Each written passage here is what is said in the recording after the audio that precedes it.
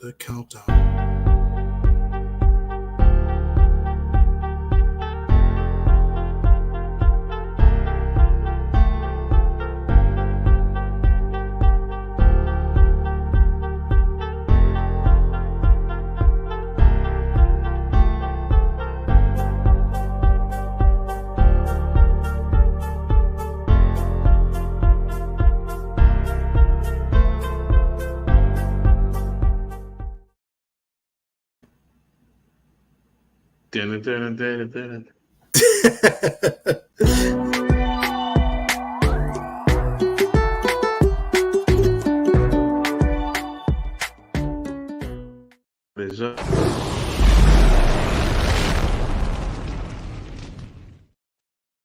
What's good, YouTube? What is good?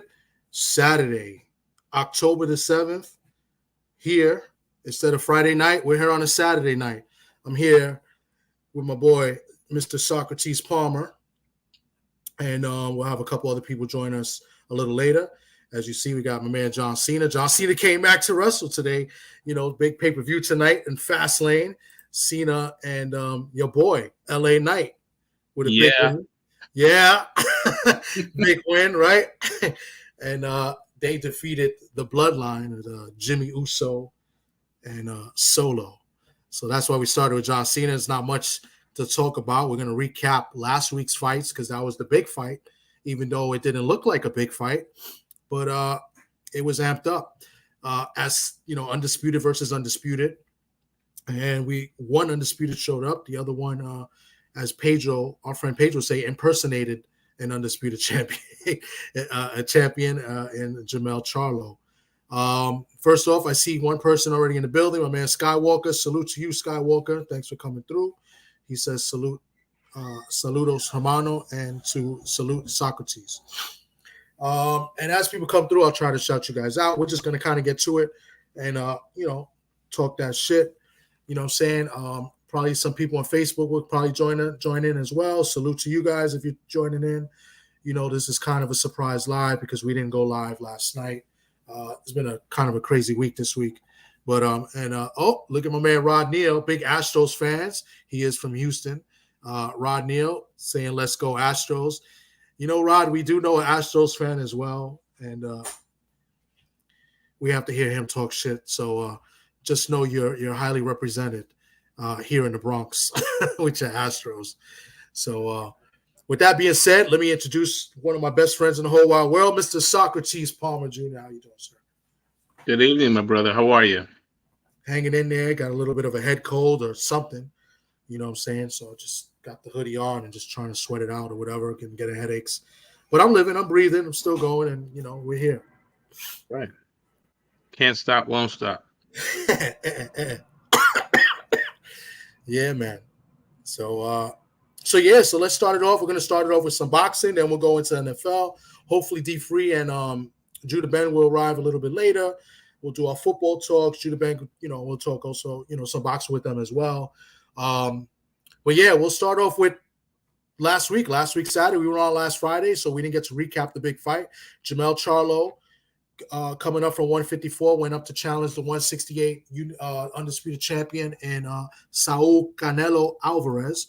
And wasn't what a lot of people might have thought it was. Maybe some people thought of it was going to be that way when it was originally signed, but there were some people that kind of talked themselves into it, saying that Jamel had a shot, but didn't look like he had a shot, or he didn't get the memo to show up to the fight because he didn't really, you know, show up to the fight, right? So, Sock, what do you think? I see D Freeze in the building. I'm going to drop the link in a minute while Sock cooks.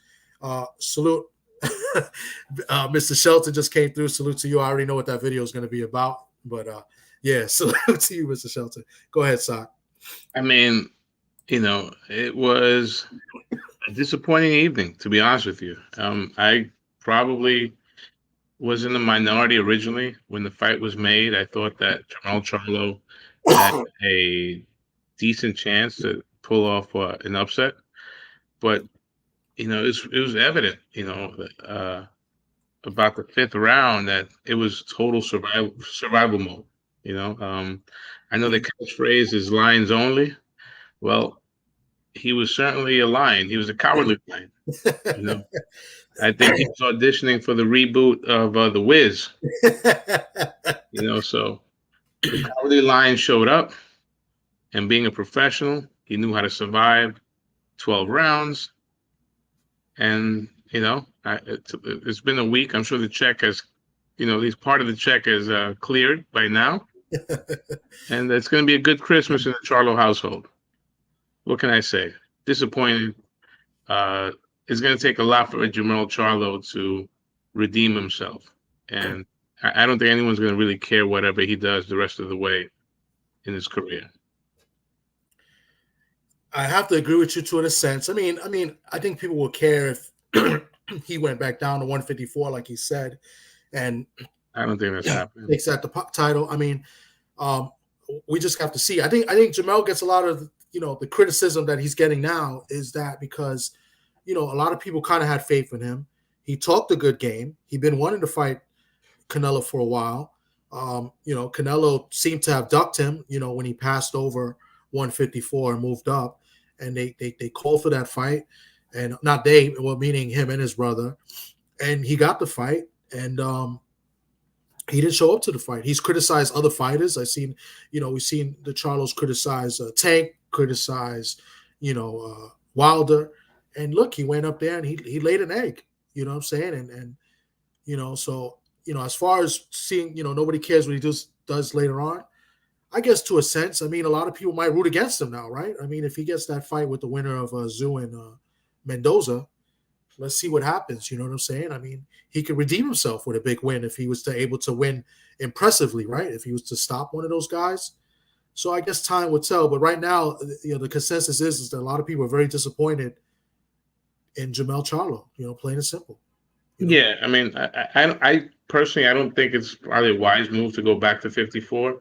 I think his body was starting to outgrow it anyway.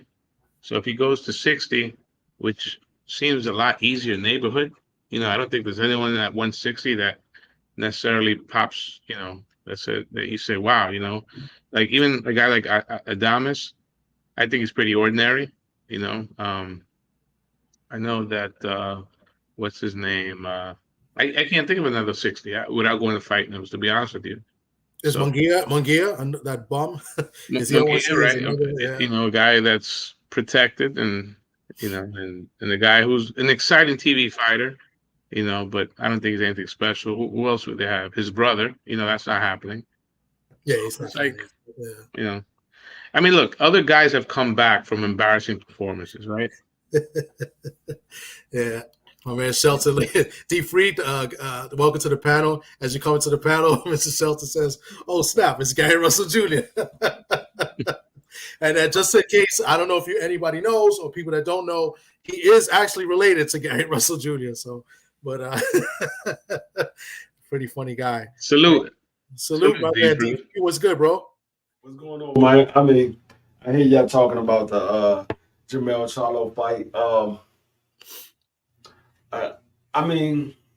It was a money grab for Jamel. That's basically what it was. It was a money grab for Jamel. I gotta say to Scott, I was right, you was wrong. Told you he wasn't gonna get knocked out. I think Jamel came in there and he more so was a fan of Canelo instead of an opponent of Canelo, which a lot of those fighters tend to be because, let's be honest, Canelo is the money man. He's a superstar. A lot of these guys look up to Canelo. So he was more so a fan of Canelo instead of an opponent of Canelo. And if he would have went in there as Canelo was an opponent instead of being a fan, I think he would have did a lot better. I still think Canelo would have edged it out, but I think Jamel would have did a lot better. It would have been a lot more entertaining fight.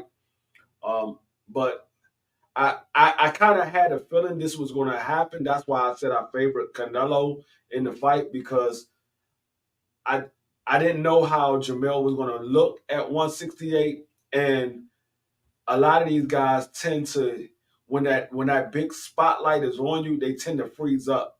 So Jamel, he had the undisputed fight, but it was not the level of a Canelo Alvarez fight. So that's the same way I feel when guys is fighting Tank Davis. Like you had a big fight, but you ain't have that spotlight when you're fighting a Tank Davis.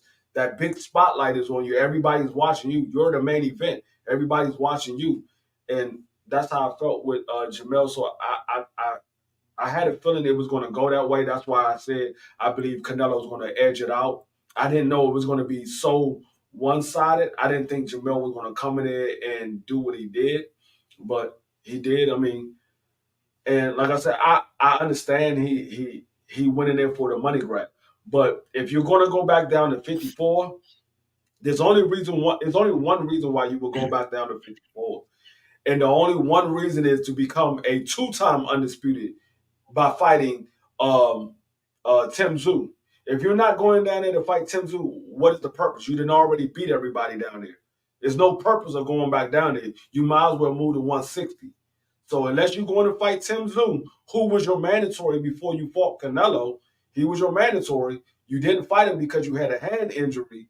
So unless you're going to fight him and become undisputed once again, there's no reason to go back down there. You need to go to 160 and fight at 160. Yeah, you probably have to take that long plane ride, right? Because now I think he lost all his leverage. I think he's got to go to Australia to make that fight. Not necessarily.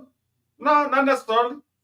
If Tim Tszyu want to become undisputed, he got to fight Jamel. He got the 3 belts. Yeah, it all depends, and you know what? It may come down to money. They might offer. They might offer Mel more money to go to Australia. And you got to remember, Tim Tszyu is on PBC, so it's not hard for Al Haymon to convince Tim Tszyu to fight, because he could say, "Look, you can get more money fighting in Texas than you would getting in Australia." Yeah, because Australian fans would like you, but their money is not worth as much as it is in United States. So you fighting in United States, he'll go to Texas. I think if it's either Vegas or Australia. I mean, it could be Vegas, but it's still, the money is worth more over here than it is in Australia. So if you fight over here, say you fight over here and you sell out, whether it's in Texas or Vegas, you sell out that arena, you make 10, $15 million. When you take that back home, that's like $40 million. Instead of you fighting over in Australia and you making $10, $15 million, and it's $10, $15 million. I mean, I don't think it's the end of Jamel's career if he wants it to, because I mean, we've seen guys come back from embarrassing performances. I mean, Duran came back for no mas, right? And he went on to to win a belt at 60, and still have the fight before that, Davey Moore. So it can be done. I just don't think Jamel's going to put in that work to get down to 54 again. I could see it's easier for him to make 60, and like I said, it's an easier neighborhood at 60. Yeah, I think it would be better for him as a fighter, as far as his body and his performance in the ring, to fight at 60 than it would be at 54. So we agree. That's exactly how I feel. Yeah. And I agree with both of you, except the fact that I still think if somehow he does go to 154 and does fight Tszyu, right, or the winner Tszyu Mendoza, because I mean I think Mendoza's gonna lose. I think he's gonna get stopped, but he's gonna be game, and you never know. It's boxing, but if he does go down and does challenge the winner, I think Charlo's still the A side. In that fight. So yeah, I don't think he goes to Australia unless they offer him a shitload of money, which we already seen Charlo get offered a shitload of money, and you saw what he did. I mean, unless it's gonna be bigger than the bag with Canelo, he gonna be like, look, that's less than what I made with Canelo. No, I'm not taking that. Yeah, everything's gonna be less than what he made against Canelo. I mean, before this, he made even though he lost to Canelo, he still got Canelo on his resume. He's like, you ain't fighting nobody that likes Canelo. Yeah, I lost, but I went the distance with Canelo. We saw Caleb Plant get knocked out to Canelo. We saw this person get knocked out to Canelo. But Caleb Plant tried. I think that's the difference. Caleb Plant tried. I mean, yeah, but I think he ran out of gas. Tim Tszyu never been in there with nobody. The biggest name on Tim Tszyu resume is somebody that Jamel Charlo knocked out. Yeah. No, yeah, agree. Tim Tszyu still has, a lot to prove. Yeah, that's why I say I think it's all comes down to whatever Charlo wants. If, like I said, because it may very well be said, he may not even go to 154. He may 160 might be Yeah, a I better know. weight, and maybe he try to catch titles in 160. That's a second, that's a second Me weight personally, class, right? I don't think he's going to go to 54 because what he said was I'll go back down to 54. And the first name he said was Bud Crawford. So Bud Crawford said he's trying to fight Canelo. So and I don't think that Bud Crawford is going to fight Jamel unless it's for undisputed. So basically, Jamel will have to fight the winner of Mendoza and Tim Tszyu to become undisputed again in order to make that Jamel fight. I mean, make that Bud Crawford fight. So I don't think he's going to fight Bud Crawford because Bud Crawford is looking for legacy fights at this point. And right, if they don't make a fight with it's still a legacy fight because he will be unified at 154. It's still a legacy fight if he beats Jamel, but it's not as big of a legacy fight as if he was to get a 3-time undisputed championship. Yeah. So real quick, Shelton made me laugh. I didn't know this until I saw it earlier on Trill Will's channel. Bivol's he got accused of beating his wife. Yeah, I didn't see that until then. And he said he's from the slap a whole crowd. I was just doing a live stream with BVO. He was telling me about it. I was like, I didn't. I got to look into that. Yeah, that's crazy. Yeah, I just. And if it's true, why is it not on all the websites? That's crazy. Because it's Bivol. It's his ex-wife, though. Okay. Does that excuse it? No, wait. No, I'm just saying. It says, let me see. Listen, let's not rush into judgment on Dmitry Bivol. That's a corny joke. Rush in, right? Rush in. Rush in. I got you. Yeah. Gotcha, yeah. But that's how they get busy though in Russia, though, right? Well, with Kovalev was the other guy. Kovalev was even worse. Kovalev is Kovalev shit got swept under the rug too. Shit.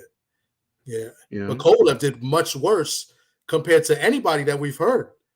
Like, so, and Kovalev's the biggest. Actually, Andy Louise did much worse. He got accused of raping his wife. Yeah. And that shit got swept on the rug. You heard it for like one day. You ain't hear nothing else about it. Yeah, and it's true. Like we don't hear much of the whole Andy Ruiz because I didn't even know how bad that was. I mean, I know. I just heard that his wife accused him of raping her, and you never heard nothing else about it. Yeah, are they still together? I don't know. We never heard nothing else about it. That's crazy. Yeah. Remember I mean, it's a separate case, but when Ray Rice and his wife, they still together. Yes. They still together. They do charity. I think they help. Dana White got caught on video smacking the shit out of him. Oh yeah, I remember that. I saw that. Yeah. In Mexico. Yeah. That's nuts. Yeah. So DV's no good. So after that fight, what do you see? Well, we just kind of discussed what we think Charlo's going. What do you think Canelo does his next fight? Obviously, he's going to fight May of next year, Cinco de Mayo weekend. Me personally, what I want him to do and what I believe he would do are two different things. What I want him to do is fight the winner of David Benavidez and Bubu Andrade. That's what I want him to do. Yeah. What I believe he would do was probably try to fight Jamal next. After Jamal's supposed to be fighting on the undercard. He's supposed to be fighting Jose Benavidez on the undercard, and I think he's probably trying to get that fight next. So, I mean, I understand. Jamal's been calling for the fight. He's been out. I think I heard something about Canelo trying to make that fight, but Jamal's been out due to his personal issues. So at this point, unless Jamal got his head on straight, I don't want to see that fight. Yeah. I want to see a Jamal that is hungry again and is going to literally come in and fight Canelo Alvarez, because we just saw his twin, which is basically him. I don't think anyone wants to see. I don't mean to talk over you, D, but I don't think anyone wants to see Jamal Charlo fight anybody other than Caleb Plant after he took his manhood. He took his manhood. He's a sucker if he doesn't fight Caleb Plant. I want to see that. I definitely want to see that. I think Jamel ruined the bag for his brother. Nobody wants to see a Charlo near a main event ever again. Yeah, that's what I was saying. I think in a perfect world, in a perfect world, the way I would do it, let's say I was matchmaker, is that I would have the winner of Benavidez Andrade fight, which most likely would be Benavidez, because I think Andrade. I mean, I like Andrade, but I think his time has passed and it's unfortunate. But I would like to see Canelo fight Benavidez, let Jamal fight Jose, beat Jose, let Jamal also fight Caleb after that. If Jamal was to win those next two fights, and let's say Canelo beats Benavidez, I have no problem with them fighting in September of next year. If Jamal can show me that he's still the same Jamal from 2.5 years ago. Matter of fact, I do you one better. Jamal is fighting on the undercard of David Benavidez and Bubu Andrade. That's what I'm saying. If he beats Jose Benavidez, he's fighting Jose. Yeah, and then fights Caleb Plant. Let him fight Caleb Plant on the undercard of Canelo and David Benavidez. Yeah. And then the winner of those two fight each other. Yeah, why not? I mean, because who else is there? That's Jose Benavidez, unless he comes strapped. Not only is that a big fight, but that's a big card. Not only is that a big fight, but that's a big card. Yeah. You got Jamal versus Caleb Plant, and you got Canelo Alvarez versus Boo Boo or versus David Benavidez, whoever's the winner. That's a big ass card. That's a better card than last week's card. Yeah, not only is the main event a good card, but a good fight, but the co-main is a good fight. Yeah. The co-main might be a better fight than the main event. Yeah. It'll be Plant and Charlo. I mean, that would be perfect. And then we'll maybe add another good fight in the undercard. There's really nobody else at 168. I don't know who else is there. And I was just telling BBO that, because he was like, I was saying I got David Morrell over everybody at 168. And he was like, yeah, but David Morrell ain't fought nobody at 168. I'm like, but who's at 168? There's nobody at 168 except for Canelo, Plant, Benavidez, and Morrell. Those are the only guys that's at 68. And we know Canelo will never fight David Morrell ever. That will never happen. That will be a retirement fight. Yeah, he would. I don't think he would. Literally a retirement fight. Benavidez stepped aside from that fight as well. Yeah, exactly. He ducked it. They know what Morrell is. Morrell's good. I like that. That's why I know what Morrell is. They know what Morrell is. They are fighters. They see the same thing that I see. Yeah. Morrell is not somebody that you just going to say, okay, I'm going to go ahead and fight him. No, Morrell is somebody you're like, okay, this is a high risk and a low reward. Exactly. Yeah, he's the WBA regular champion, but if he beats me, this jump shots his daggone resume up into another atmosphere. If I beat him, okay, I just beat another good fighter. But if I lose to him, I lost to a guy that only got 8 fights. Yeah. Now, just a dark horse. A guy named William Skoll fought, and he's Canelo's mandatory for the IBF. That could be a name that we could hear. He's undefeated. I think he's a German fighter. Yeah.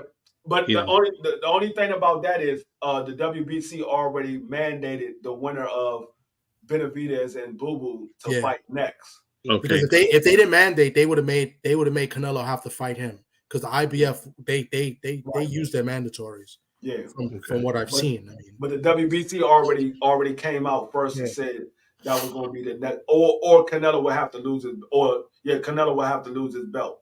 Yeah. So, and me personally, I don't think Canelo is going to fight David Benavidez. I think for some strange reason he's going to end up dropping that belt. I think he really don't want to fight David Benavidez. And a I don't lot of think so people, either. He won't even say his name. I hear a lot of people saying that Canelo beat David Benavidez easily, and I keep saying, okay, if it's easy, why not fight him? Why wait for him to get experience? Yeah. Why not fight him early in his career when it's easy work? You get an easy payday.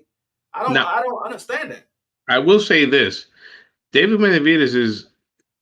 I mean, he makes 68, but he's a big guy, and I think the longer he stays at 68, it's to Canelo's benefit. I mean, it is because he's going to end up having to move out, or he's going to drain himself to stay at 168. But I don't think David Benavidez is going to drain himself. I think he's going to eventually move out. But at the same token, you let him build up all this experience when you could have fought him earlier in his career when he was still green. Because I mean, if anybody followed David Benavidez's career, he only had 15 fights in the amateur. He was basically learning on the job as a pro. He wasn't learning. He didn't have a amateur career. So that's why when people say, "Oh, David Benavidez is more experienced than Morrell," I'm like, not really, because Morrell has the amateur background. David Benavidez doesn't. He only fought 15 fights, so he really doesn't have an amateur background. He learned on the job. Yeah. So I would have seen Canelo fighting him earlier in his career than to wait for him to get all this experience. And now you try to fight him and he knows how to deal with you. It would have been easier to fight him earlier. I just want to go back to the Canelo Charlo. So we talked, at least me. Charlo, he showed he had more estrogen in his body than the other stuff that he needs, right? He fought like a sissy. Let's talk about Canelo's performance. What did you see about Canelo? As far as the weigh-in, Canelo looked better than I've seen him at any point. And as far as his performance, I thought he was okay. I kind of saw he was loading up a lot. Yeah. Like some strategy that he used, that he was kind of looping his right hand when Charlo had the high guard. I think he does that on purpose. So like a couple things. So like you just said, one, I don't think he did anything special. I think he came in and said, let's fight. I don't think he didn't move. You didn't see usually he has decent defense. Like, his upper body movement is good. I think he just went in there ready to exchange. No fear. The second, huh? No fear. No fear. Of Charlo. And then the second thing is, I think he does that on purpose with, those wide shots, because I think he's really intentionally trying to hit the arms. He's trying to bruise the arms, the shoulders, everything, so he could drop his guard because his arms will hurt him more towards later. So I think that's a strategy that Canelo does on purpose. It's not like he's swinging guns blazing at his head. I think he's intentionally trying. And you see, he landed like 3 or 4 on his left arm, like with his right punch, like solid. Like I thought he broke his hand a couple of times the way how hard he hit his arm, and that's when I knew like he was doing that shit on purpose. Yeah, I think more so Canelo, he's been in the game long enough. He knows when he looks into a guy's eyes, he knows if that guy's going to come out there to fight or if he's going to come out there just to get a paycheck. And I think he knew that Jamil was just coming out there to get a paycheck. So we saw a Canelo that we haven't seen in a while. Because Jamel didn't force him to fight. And so Canelo was able to preserve his energy because, I mean, let's be honest, the last couple of fights that Canelo been in, he gasped after the 6th round. But because Jamel didn't come out there to fight, he didn't have to use as much energy. So I think we got a false sense of the old Canelo because Jamel didn't really come out there to fight. What's going on, Kwee? Kwee was good. Yeah, I mean, the one, and Canelo has kind of grown into 168. I mean, we can speculate what we want and be cynical, and that's on him because he put it upon himself. Yeah, he looked great. As far as his physical. I mean, we talk about, people talk about being big being vertically, right? Just not height. No, I think Canelo's a stocky guy. He's kind of like Tank. He's like Mike Tyson. He's got no neck. His back was big, and I think Charlo was intimidated. I think, like I was saying, the lights are big and bright in Texas. They were big and bright in Vegas, and Jamal Charlo's nuts were left in the locker room after the 5th round, especially. Lions only, cowardly lion. He was auditioning for the Wiz, and you can also throw in the lion, Lying. All right, he was lying about. He's on down the road. He said, I think Cam and Mace were clowning him. He said he's doing this for the culture. What culture? The track culture? I know. Cameron's been doing a lot more content talking shit. My man Knockout said something that hit home to me, and I didn't think about it until Knockout said it. Jermell Charlo was the happiest loser I've ever seen. Yeah, he did at the end. Yeah, I've never seen somebody so happy at losing a fight. Yeah. Like that man was like, I didn't get knocked out, and I got paid for it. Yeah. No, you supposed to come to win. Yeah. You told everybody that you can beat Canelo. We heard the daggone little take where you said you sitting there watching the Canelo fight. You like, I can beat Canelo. We heard that. Yeah. So we Golovkin went out like that too. Yeah, we're expecting you to come out there and try to beat him, not just survive.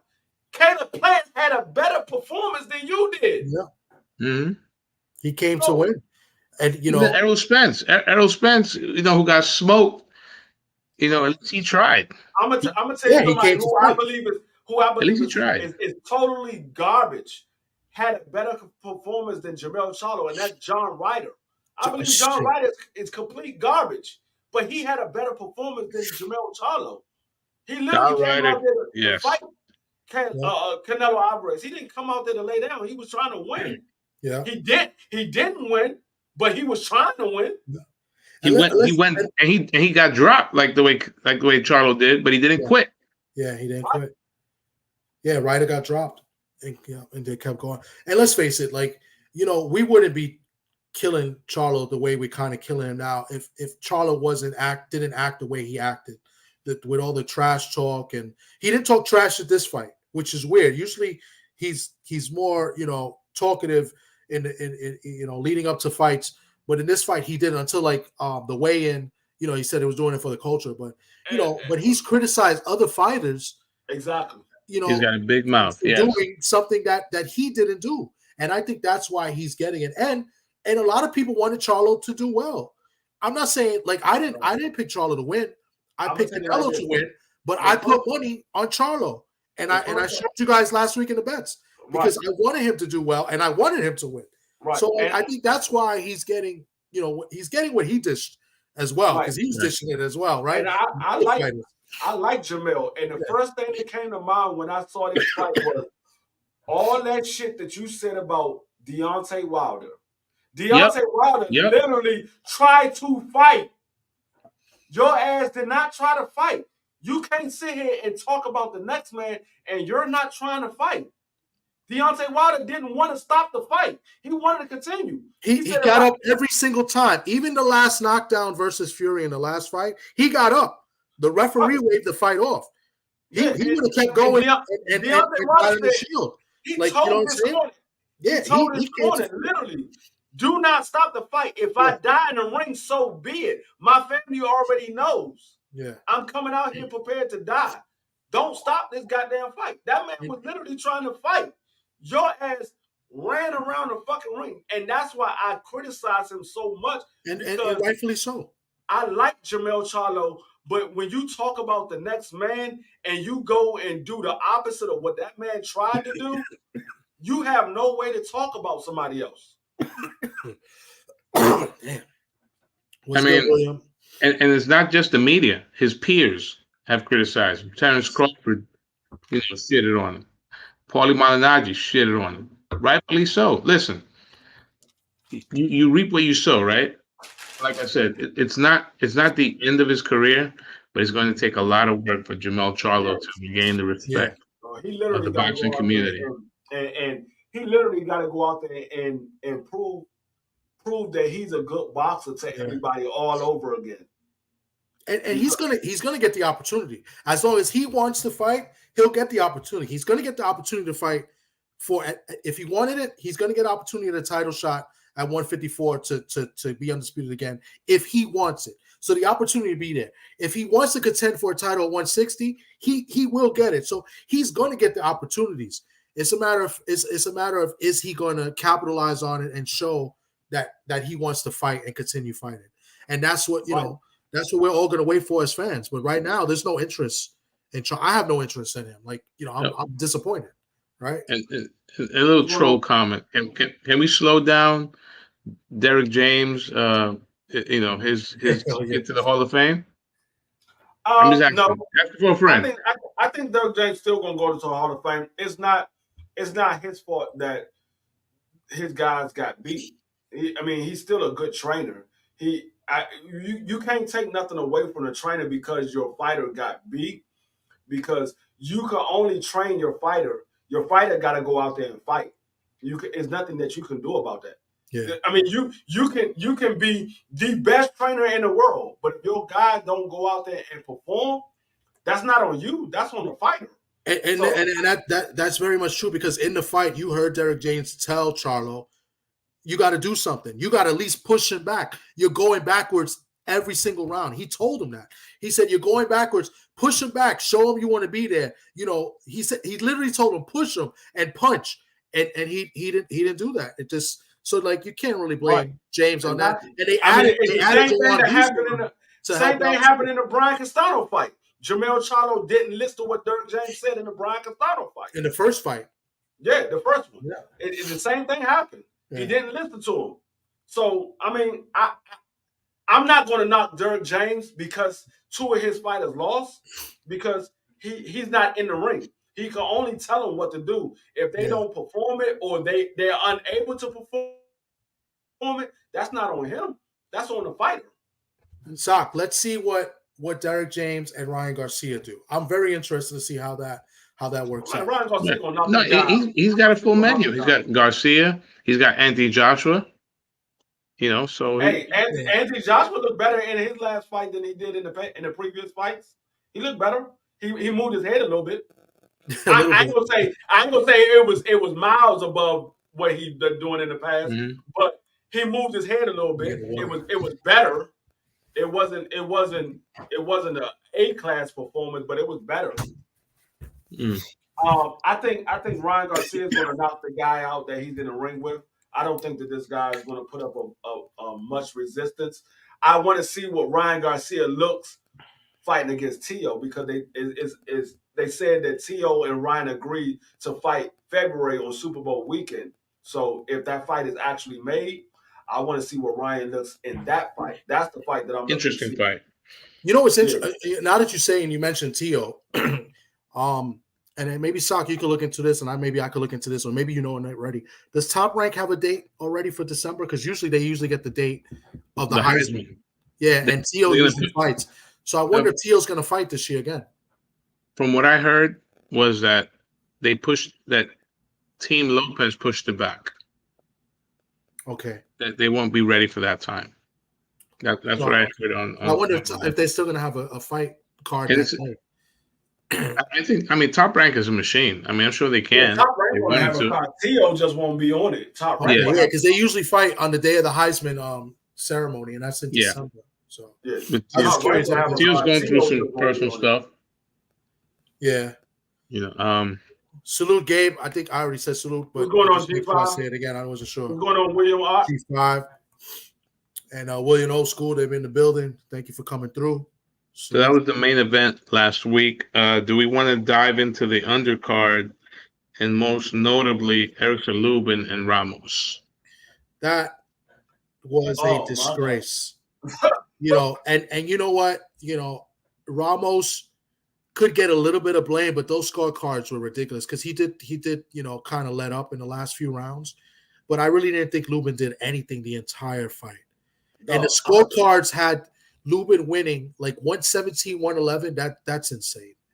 Like, there's no way. Even Cunningham, who notably curses every single fight at his fighters, he's like, you're losing this fight. He's telling him in the corner, like, you got to do something. You're going to lose. He's telling him that. And, So and then now they're saying like they boxed him, outboxed him the whole fight. Patricia Morse Jarman, 117, 111. John McKee, 116, 112, and Chris McGlory, 115, 113, which is, a little bit more acceptable. But 117, 111, that's wow. That's crazy. I'm gonna tell you like this. I had Erkson Lubin winning the first round and losing the next 7 rounds. Yeah, at best, it was 7-5 for Ramos. At best, it was 7-5 for Ramos. And I understand Ramos let up the last 4 rounds. Yeah. But even still, I only had Erkson Lubin winning 5 rounds. Yeah. I didn't have him winning. I didn't have him winning that fight. And even in those rounds, Lubin didn't really do all that much. I mean, neither fighter really did anything. Like Lubin didn't show me like he wanted to take the fight or anything like in those rounds. Right. That's what I'm saying. Even if you give him that 4 rounds, I still only had Erkson Lubin only winning 5 rounds. Yeah, it was. And the Ramos corner kind of did a disservice. They were saying, "Oh, you're up 6." Yeah. Which is, I never want to hear the corner say that unless it's you're going into the last round and you say, "Look, we got this. Okay, be safe." Yeah. Terrible advice. You never want to tell a fighter that he has the fight won. No. You always want your fighter to come out there and win a round. Even if you believe that he won every single round, you never want your fighter to get relaxed because that's how your fighter can get caught with a good shot. Even if he's not trying to win the round, if you say, okay, yeah, you got this fight won, let's just coast. No, you letting your fighter, he's letting his guard down. He can get caught with a good shot and get put to sleep. We saw that with Tommy Morrison. He got caught by Ray Mercer and oh my God, and got beat all the way down in the corner. We saw that with Meldred Taylor versus Chavez. He was winning that whole fight. He let his guard down, and Chavez caught him in the corner, and he lost that fight. So you never want to tell your fighter that he's winning the fight at that time. You want your fighter to believe that he needs to win this round. Yeah. You want him to win every single round because even though you know that he's winning or you believe that he's winning, you don't want your fighter to let his guard down because when they let their guard down, that's how they close get the caught. show. Yeah. Yep. That's how they get caught. You never want your fighter to have his guard down. You want him to always press to win the fight. Now, you don't want him to take unnecessary chances, but you want him to press the fight to win. Yeah. I mean, maybe they both get something out of this. Maybe Ramos learns a valuable lesson, and, his next fights, he's doesn't let the foot off the gas. And then maybe this may amp Lubin and he'll get a good, a better fight, another top contender his next fight. And maybe he shows something extra. Maybe he looks at the tape and says, I got to do more. He said at the fight, he's nobody's stepping stool. He's not a, what's the word he used? That he's not a, is it a stepping stool or stepping stone? He's not a gatekeeper. He's not a gatekeeper. That's the word he used. Yeah. So you know what? I think Erkson Lubin been listening to me because I'm the only one to say that I think that they using him as a gatekeeper. I've never heard nobody else say that. I think he might have been listening to my live streams. I'm the only person I've heard say that. Yeah. I've never heard nobody else say that. I said that multiple times because if you look at the Erkson Lubin last couple of fights, he's been in there with guys that is either a prospect or they trying to push to the next level, like Fandor, Ramos. Ramos was one, yeah. And the other guy, yeah. And Arias. So I think I've said that multiple times, and I'm like, damn, I never heard nobody else say that shit. I said, is this nigga listening to my damn live stream? Because I've never heard nobody else say that. But I felt that way because of the fighters they was putting him in there with. Like, you just saw this man get beat up by Fandor. Why you putting him in there with Ramos? We know Ramos is a big puncher. Fandor is not known to be a big puncher, and he literally put another forehead on him. That man had another forehead. So I'm like, I think they're using him as a gatekeeper. And I mean, I mean, it is what it is. He got the win out. And the bad thing about it was I was rooting for him to win. I just didn't want him to win like that because I believe Ramos got robbed in that fight. I could see a rematch, or but a lot depends, I guess, on what Jamal Charlo wants to do. If he comes down to 54, if he says no, then that opens up some doors for Lubin. Yeah. But Erickson definitely got a gift, and was it the worst decision? No, but it was a bad decision. Yeah, and maybe he capitalizes on it. Maybe this is something he needs and to boost him up, and maybe he gets a big fight, and maybe he gets a title shot. Maybe he gets Zoo or the winner of Zoo and Mendoza. I wouldn't be shocked. I wouldn't be shocked if he fights Zoo. It's boxing, right?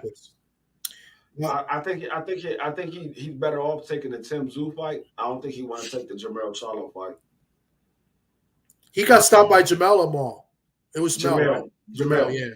Jamel caught him with a vicious uppercut. Yeah, that was sick. And Lubin was talking mad shit that fight. And that man collapsed. Yeah. That man got hit with an uppercut and his whole body just went to sleep. I think Lubin was one of the guys, probably the only guy that talked more shit than Charlo leading up to the fight because he was talking mad shit. No, actually, Tony. Well, Tony in the rematch, yeah, Tony was calling him like a cornball, but Lubin was talking kind of reckless. Yeah, Lubin was talking reckless. Yeah, reckless. He was talking reckless up until that fight. I think Tony and Jamel built up a hatred between each other. Yeah. Well, Jamel got mad because Jamel kept saying that he faked the injury. Yeah. So, and I think Tony took that kind of like personal, and Tony messed up. Tony could have beat him in that rematch. I mean, I thought it was a close fight. He was winning that fight. Now, it was close because he got knocked out early in the fight too, I think. Yeah, I had Tony winning that fight. I had him losing the first fight. I didn't have Tony winning the first fight. I had Jamel edging that one out. But the second fight, I had Tony winning up until he got knocked out. Yeah. And he got cute, but it happens. Real quick, because I know we got to get into football. I'm just gonna ask the general question. We know who won. Is Ugas done? Yes, I believe so. On the elite level, yeah. Yeah. I don't think he should fight again. At this point, he would be a gatekeeper. Yeah, he would be a gatekeeper at this point. And I just don't think he should fight anymore. Yeah, I don't think he should fight anymore because that eye took another beating. It's the same exact eye. It's not a separate eye like Spence did with Carol Brook. He broke up the other eye. It's the same exact eye with Ugas. Yeah. So I think he's done because you don't want to risk that same eye getting injured for a third time. You could fuck around and lose your eye. It's not worth losing your eye to fight. You're not fighting for a belt. You're just fighting a regular person. Yeah. So, I think he's done. Whether he chooses to be done, that's on him. Yeah. But in my opinion, I think he's done. On the elite level, I think he's done. I wouldn't be shocked if he does get back in the ring, a Pacquiao rematch. Maybe Pacquiao might come back and that'll be the perfect in the Philippines. I'm just throwing it out there. I can see that being an exhibition. I don't see that being an actual boxing match. I can see that being an exhibition. No, I think it'll be a real one. I think, one last check. Yeah. I don't think. I mean, it'd be interesting to see the commission that approves him. Because like you said, the eye looked really bad. He probably would have to fight. It may not be able to happen in the States. As bad as that eye seemed, I don't think Manny Pacquiao can beat Ugas. Because Manny Pacquiao, he's 45 years old? 45. Yeah, how old is Ugas? We don't know. Ugas like 37, 38. We don't know for sure, though. I mean, we don't know for sure, but I know Manny Pacquiao damn near 50. Yeah, Pacquiao. Yeah, he is. It's like 46, right? He's 45. 45. About to be 46. Because he's 2 years younger than than Floyd Mayweather. And I know Floyd Mayweather is younger than me by a couple of months. I'm 47. Floyd Mayweather turned 47 this year. So I turned 47 in January. Floyd Mayweather's birthday, I think, just passed. So I think Floyd Mayweather just turned 47. So Manny Pacquiao is 45. He's 2 years younger than Floyd. He said Ugas is 39 and a half. What's good, Josh Sanders?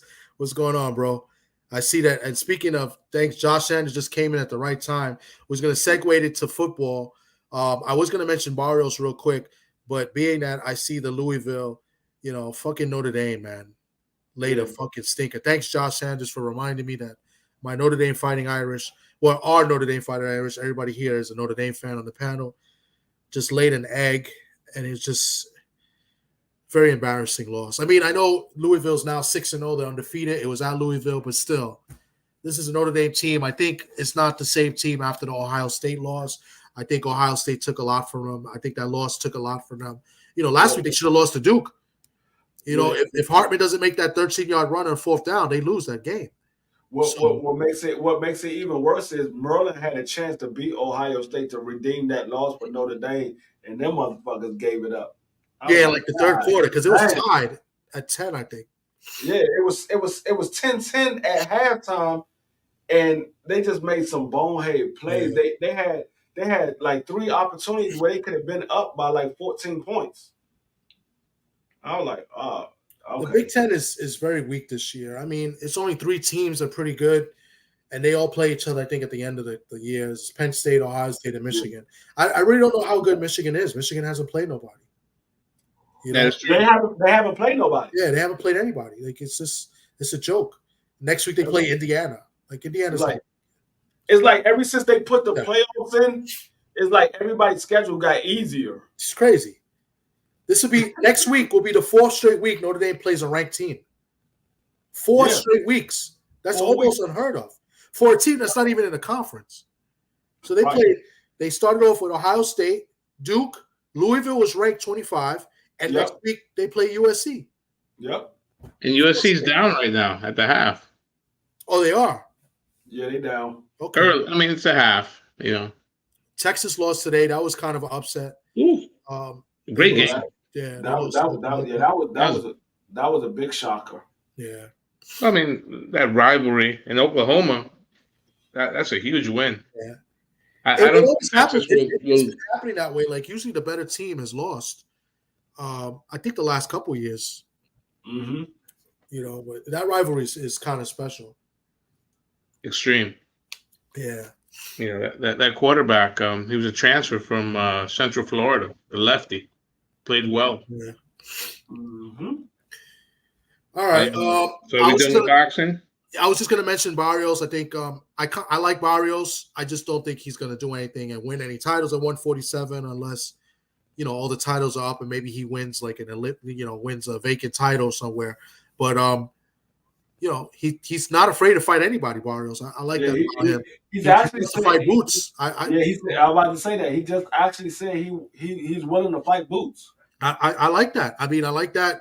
That's what you want to hear out of a fighter, right? And he. I think he'll eventually end up getting stopped by Boots. Yeah. But I think it'll be me personally. I hear a lot of people saying it won't be, but me personally, I think it'll be a more entertaining fight than Boots' last fight with Villa. Yeah. I think Mario Barrios be a more entertaining fight because I don't think Mario Barrios is going to be standing right there for Boots to just hit on him. Villa didn't have no footwork. He just comes straight forward. Yeah. Only thing Villa had was power. Now Mario Barrio, he got respectable power. It's not great, but he got respectable power. But he's not going to just stand right in front of you. Yeah. Well, Villa, Villa was supposed to lose to Speedy, and then maybe would have got Speedy and Boots, which would have been a good fight. So that kind of like messed up. But I don't know what Speedy Ellis is doing these days. I haven't heard his name since that loss. Yeah, so like that's the reason why Villa was there. But Barrios and Boots, that'd be an entertaining fight. I think Boots would stop him. But I like Barrios' energy. I like him as a fighter. As a fan of boxing, I don't know how you cannot like Barrios. But that's just my opinion when it comes to. all I know is that when that win for Tank Davis over Mario Barrios is starting to look better and better. Yeah, That's a good point. yeah. And Barrios looked good for most of that fight. I thought he was up on the cards, in my opinion. I thought he was winning the fight. Yeah, I mean he looked good in the Keith Thurman fight. He hurt Keith Thurman, and then he just got a big win over Ugas. So I mean, it looked. Everybody was saying Mario Barrios is nobody, but he just went out there and beat Ugas, and he hurt Keith Thurman, and he was in that fight for the most part. What we have today, we had a decent domestic scrap across the pond. Across the pond, Lee Wood and Josh. That was an entertaining fight. Yeah. It was an entertaining fight. Yeah, it was entertaining. Yeah, it was. I originally picked Warrington to win that fight. I'm sorry? I said I originally picked Warrington to win that fight. I didn't know he was going to get caught like he did. And he looked really good. I thought Warrington as good as he had in a couple of years. You know, I mean, he was energetic. He had some really good moments. He hurt Wood the round before, 2 rounds before he got stopped. Yeah, and he hurt Wood. Wood looked like a defeated fighter. He did. I think the turning point of that fight was the back of the head warnings, the shots to the back of the head, and when they took the point away, I think it kind of changed the energy of Warrington. Like it just changed the way he was fighting. I think he was thinking about it probably. I think that, and then he got careless and he got caught. I think that's fair. Very fair. But that's just what I think. That's my point of view. I think it threw it off, but he definitely got careless and he got caught. He was to me, he was winning the fight. He was definitely the busier guy. And I literally had just left out of the room because I was tending to my wife because she's a little under the weather. So I was tending to her, and I missed the actual knockout because I had Warrington winning the fight. Yeah. Like I said, I originally had picked him to win the fight. I didn't think neither one of those guys was going to get the knockout. I thought it was going to go the distance. And when I came back, they were like, "Oh, Warrington got stopped. Yeah, he got knocked out cold." I was like, "What?" And it was a knockout. It's not really a TKO. It was a knockout. He didn't make it to the count of 10. He was wobbly all the way to his corner, as Josh Sanders says. It was a stoppage, but I think it gets counted as a KO because he was wobbly. Like he didn't really stand up on his own, like, for the count to the count of 10. So he got caught with 2 nasty hooks. Yeah, he got careless. And Warrington's not a puncher. I mean, he's got 6 knockouts out of 30-something fights. Yeah. So eventually, that stuff catches up to you. But he looked great up until that point. Both guys. Good observation. Both guys were stopped by Lara, right? Lara beat both of them by knockout, I think. Yep. Yeah. One of them, who avenged it? Somebody avenged it though. Wood. Wood did. Wood. Lara was trained on that Andy Ruiz diet in the rematch. Yeah, because Wood is the W. I think it's the WBO, might be WBA. I think Wood is the champion at 126. Yeah. Okay. Lara was on Coronas and burritos in the rematch. Yeah. All right, and then we had the fight tonight, which was entertaining. I thought the scores was bad. I think the right guy won. I agree. But the scores were really crazy. 119 to 1. No, excuse me, 99, 91. Yeah, 99-91 unanimously. Yeah, everybody had it same. I'm like, to be totally honest, I missed the first 4 rounds. So I remember I went to your live D Free, and I was like, it's the main event because I was switching back and forth with the wrestling and Notre Dame. And I figured the fight was going to start 10:30, 11. He was like, no, it's the 4th round. D Free tells me, I was like, oh shit, either him or Skywalker told me. I was like, oh damn. And then I rushed, so I didn't see the first 4 rounds. Yeah, I think the fight was close. I think it was more so 95, 93.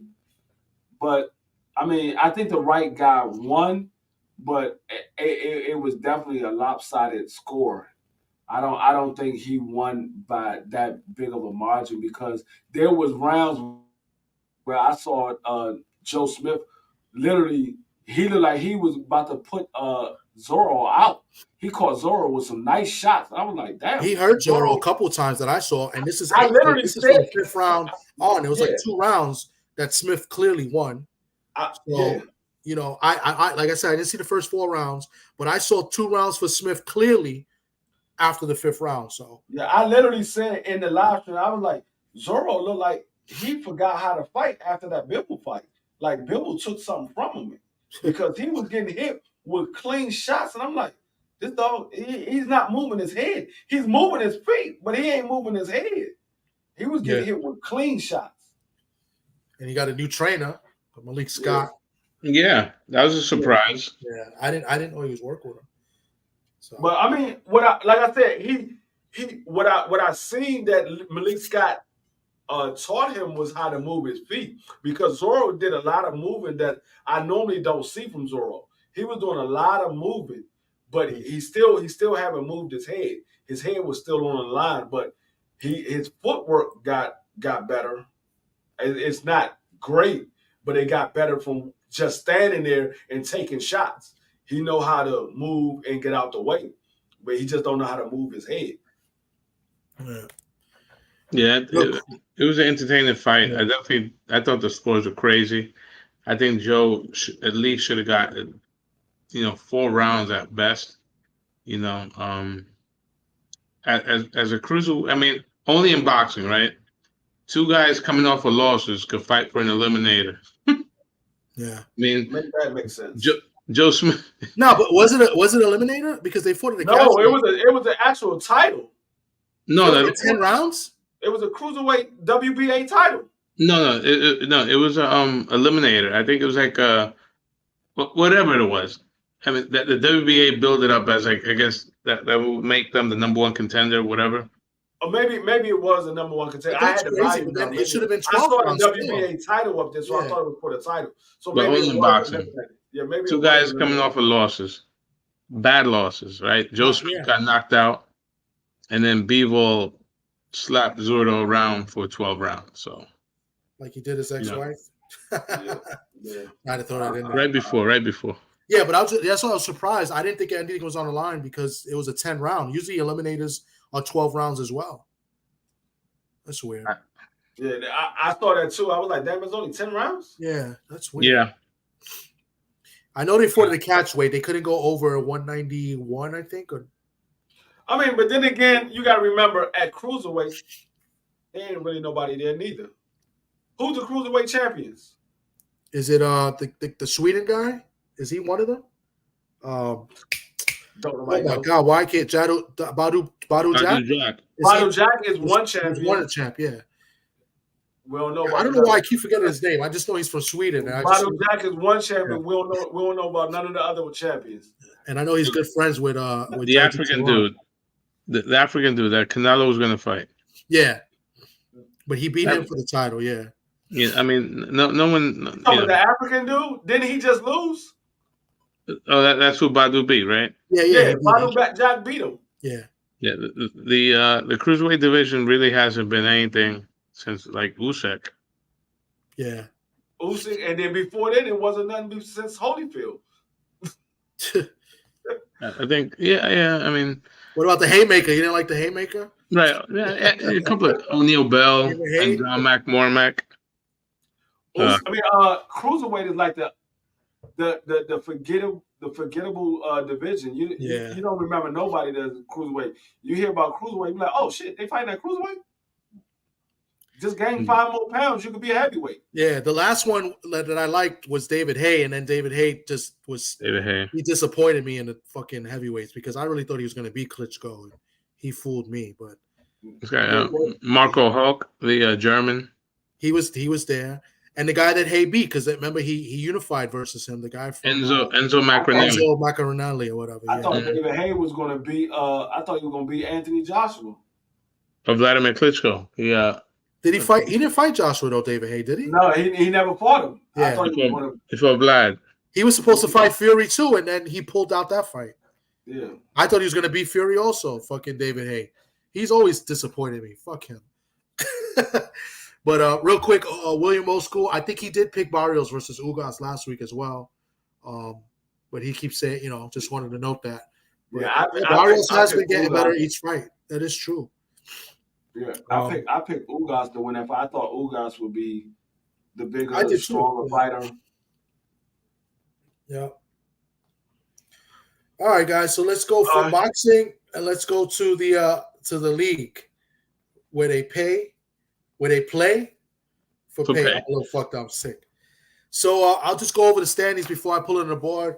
We already know one guy in this panel had a really outstanding week. He went undefeated, 3-0 on his picks.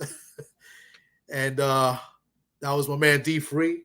He had the Commanders plus 9.5, the Vikings minus 4.5, and my super Seattle Seahawks minus 1.5.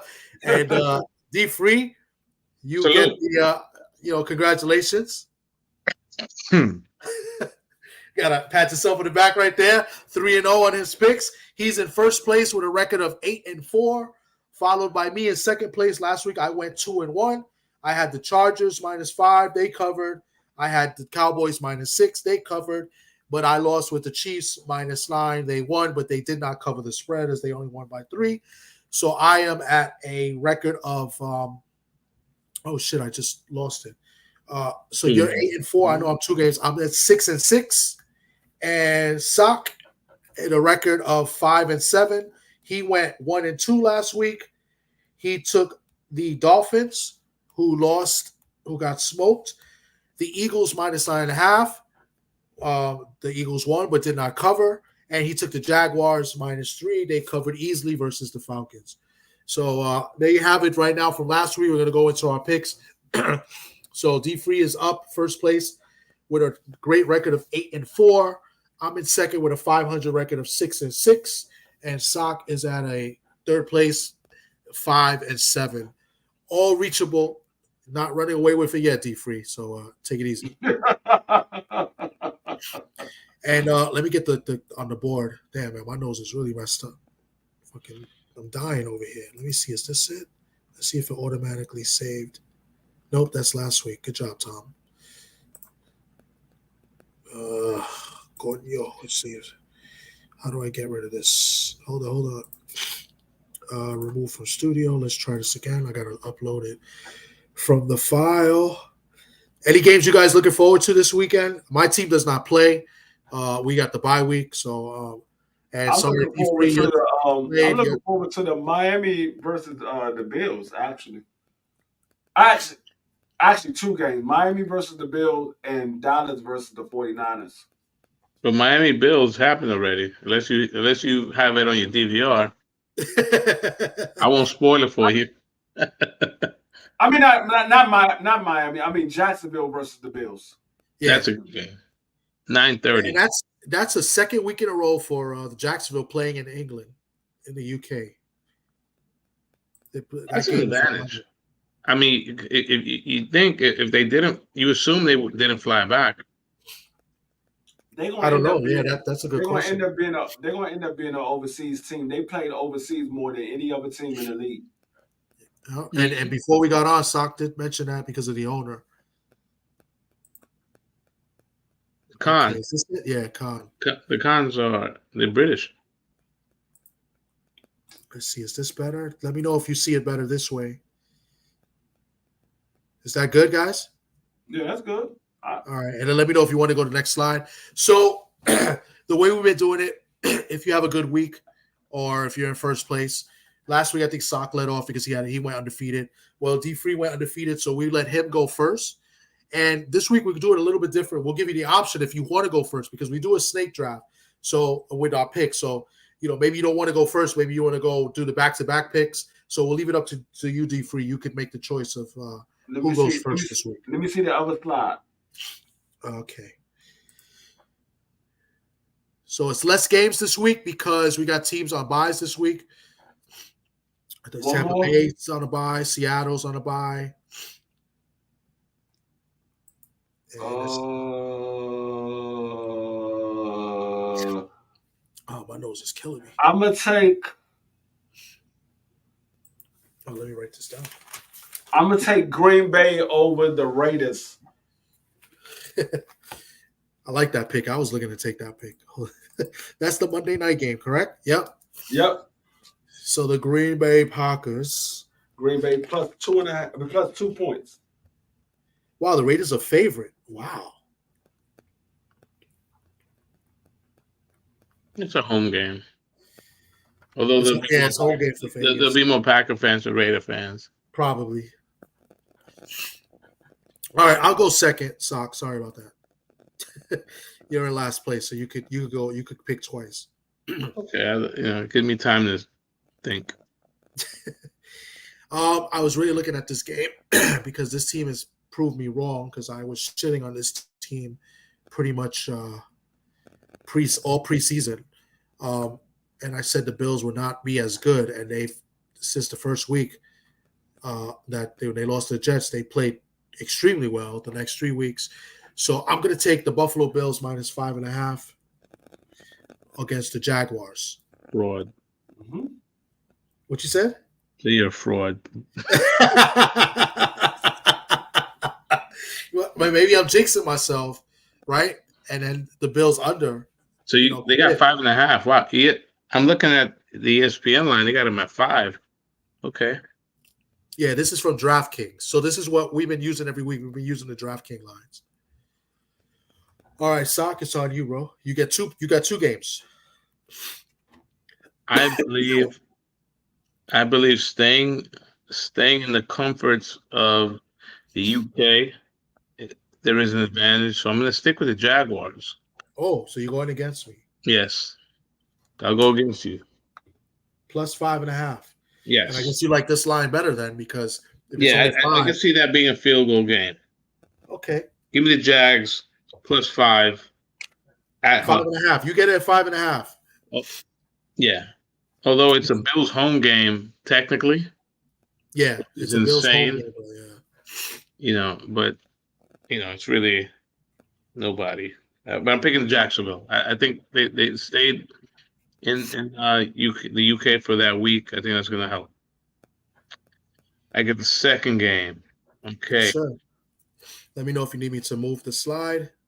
I'll move it here just so you can see. I'm going to pick, although they have, you know what?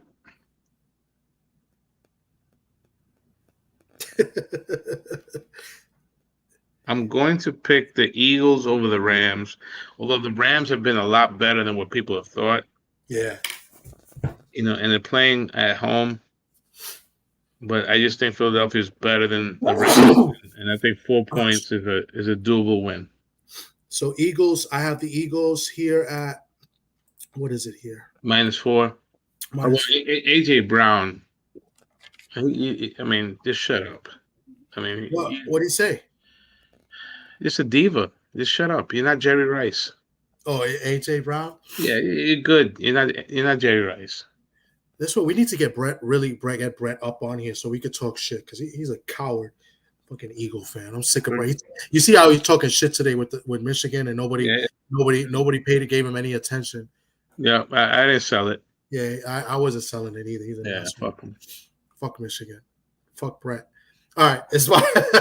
It's fine. Yo, D, if you ever met Brett, you'll be saying the same thing. I promise you. Especially you being a Commanders fan and he's an Eagles fan, and he be talking shit to Gio, who is a Commanders fan as well. But Gio talks a lot of shit too, so he kind of deserves it. So, yeah, you pick your poison there, I guess. But Gio's right now happy because he's an Astros fan. All right, so it's my pick. I'm gonna do something because I'm hoping my boy, Mr. Shelton, is still in the building. And, I hate this team with a passion, and that is the San Francisco 49ers. And they take on and they host the Dallas Cowboys.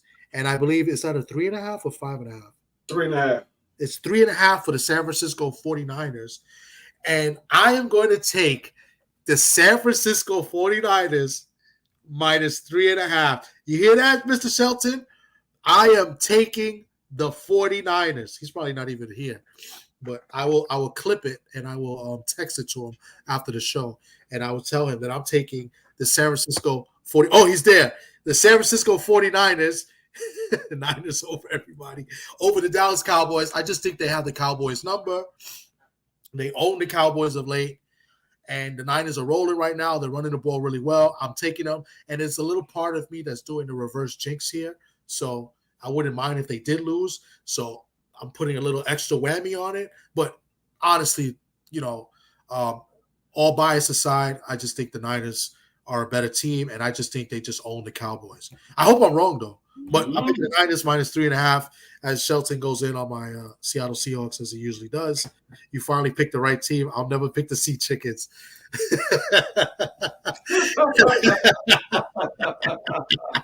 I can't even rebuttal that. D Free, you're up. You're up with 2 picks. I'm gonna go with the Colts plus 2.5. I like that pick. Colts plus 2.5. And they got Jonathan Taylor back. He should play. I don't know what the workload would be for him, but that was a nice. That came out of nowhere. That contract, right? Yeah. I don't think anybody saw that coming. They got 3 years. What? $42 million. 42 million, 26.5 guaranteed. That is nuts. Off of injury too, and he didn't want to play with you guys. He wanted to trade, and I don't think anybody saw that coming. That's crazy. Got 26.5 million guaranteed. That man gonna come out there and score 2 touchdowns off the break.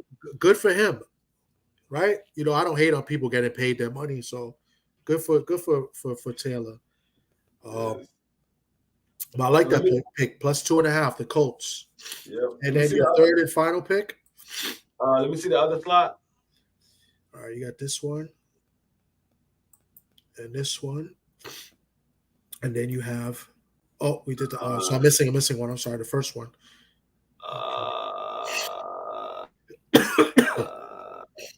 Damn. Go down one more. It's a tough week. I'm going to take Houston plus 2. I was looking at that one too. I know. I saw you try to turn it real quick. But you saw. Did you look at my pick for the pick'ems? No, I didn't see them. Okay, I took Houston to win straight up too. That was one of my picks. Okay, so I'm gonna get your picks after we finish this. I figured it would be better if I put them right underneath the post, so nobody can say I changed it or anything. You see, it's timestamp and everything. So just in case they say, "Oh yeah," I'm not tripping off that. As long as you put the picks in before the game starts, that's all that matters. Yeah. So I figured it's just to be easier for people to see it and stuff, so everybody could see it besides you. So because I already told everybody if Jimmy G is not playing, I'm changing from the Raiders to the other team. But I already told everybody if he's not playing. If Jimmy G is not playing, I'm changing from the Raiders to the other team. To the Packers. Well, you already took the Packers in this one, and you cannot change. So no, I'm talking in our pick. I know, in the pick 'em. Yeah, and that's fine. Yeah, because you know what I pick, we pick them straight up. We ain't going by the spreads. But if Jimmy G is not playing, I'm picking the Packers. All right, I'm gonna go with my pick. I've been eyeing this pick all week. And I think they're due to break out, even though I probably said this last week and the week before. But I'm going to take the Bengals. I think the Bengals -3 over Arizona. You going with the Bengals -3? Yep. Ooh. At Arizona. I know Arizona's been playing hard. Arizona's been, they've been playing hard every week, surprisingly, for a team that's going to get 2 first-round picks. But I feel like Cincinnati's due to have a I picked the Bengals, and and my pick them too. I picked the Bengals. Yeah. And Kiko, aka Sock, or Sock, aka Kiko. I was about 2 seconds away from picking the Patriots over the Saints, but I saw the Saints. I saw the Pats. They're going to be without Jordan and without the rookie cornerback Gonzalez. Yep, it's played really well, so I'm gonna fall back, and I'm gonna go with the team that I probably hate the most in the entire world of professional sports, the Kansas City Chiefs. I know you hate the Chiefs, and I'm gonna take those 3.5 against the Vikings. Even though it's on the road, yeah. that's probably going to be a shootout. It's going to look like a Big 12 game. I think Minnesota's going to put up some points too. But yeah, I'm going to pick the Chiefs and the Swifties. yeah, I like that pick too. I think I like the over. I think they're going to score a lot of points. I thought you was going to take the Broncos, but that's your second most hated team, I think, right? Well, the Jets. I think the Jets are going to win that game. I mean, the Broncos.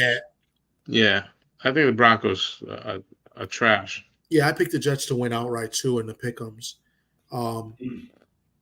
But the Broncos. Who's the second most hated team? Because I know you have a few teams. Is it the Broncos? It's basically it's in the AFC West. Whoever's up, because I hate the Chargers just as much. And I know you hate Pittsburgh too. You hate the Pittsburgh. Yeah. Fuck the Steelers and their fans and their fucking fans. I hate the Steelers. I'm just a hater. Don DeMarco. I know a lot of Steeler fans, but one of our good friends, my man Ron Paisan, he's a big Steeler fan, and he talks a lot of shit too. Fuck Ron, right? If they're not here listening, fuck them. If they're here listening, then write in the comments and say something. Fuck Ron, fuck Brett.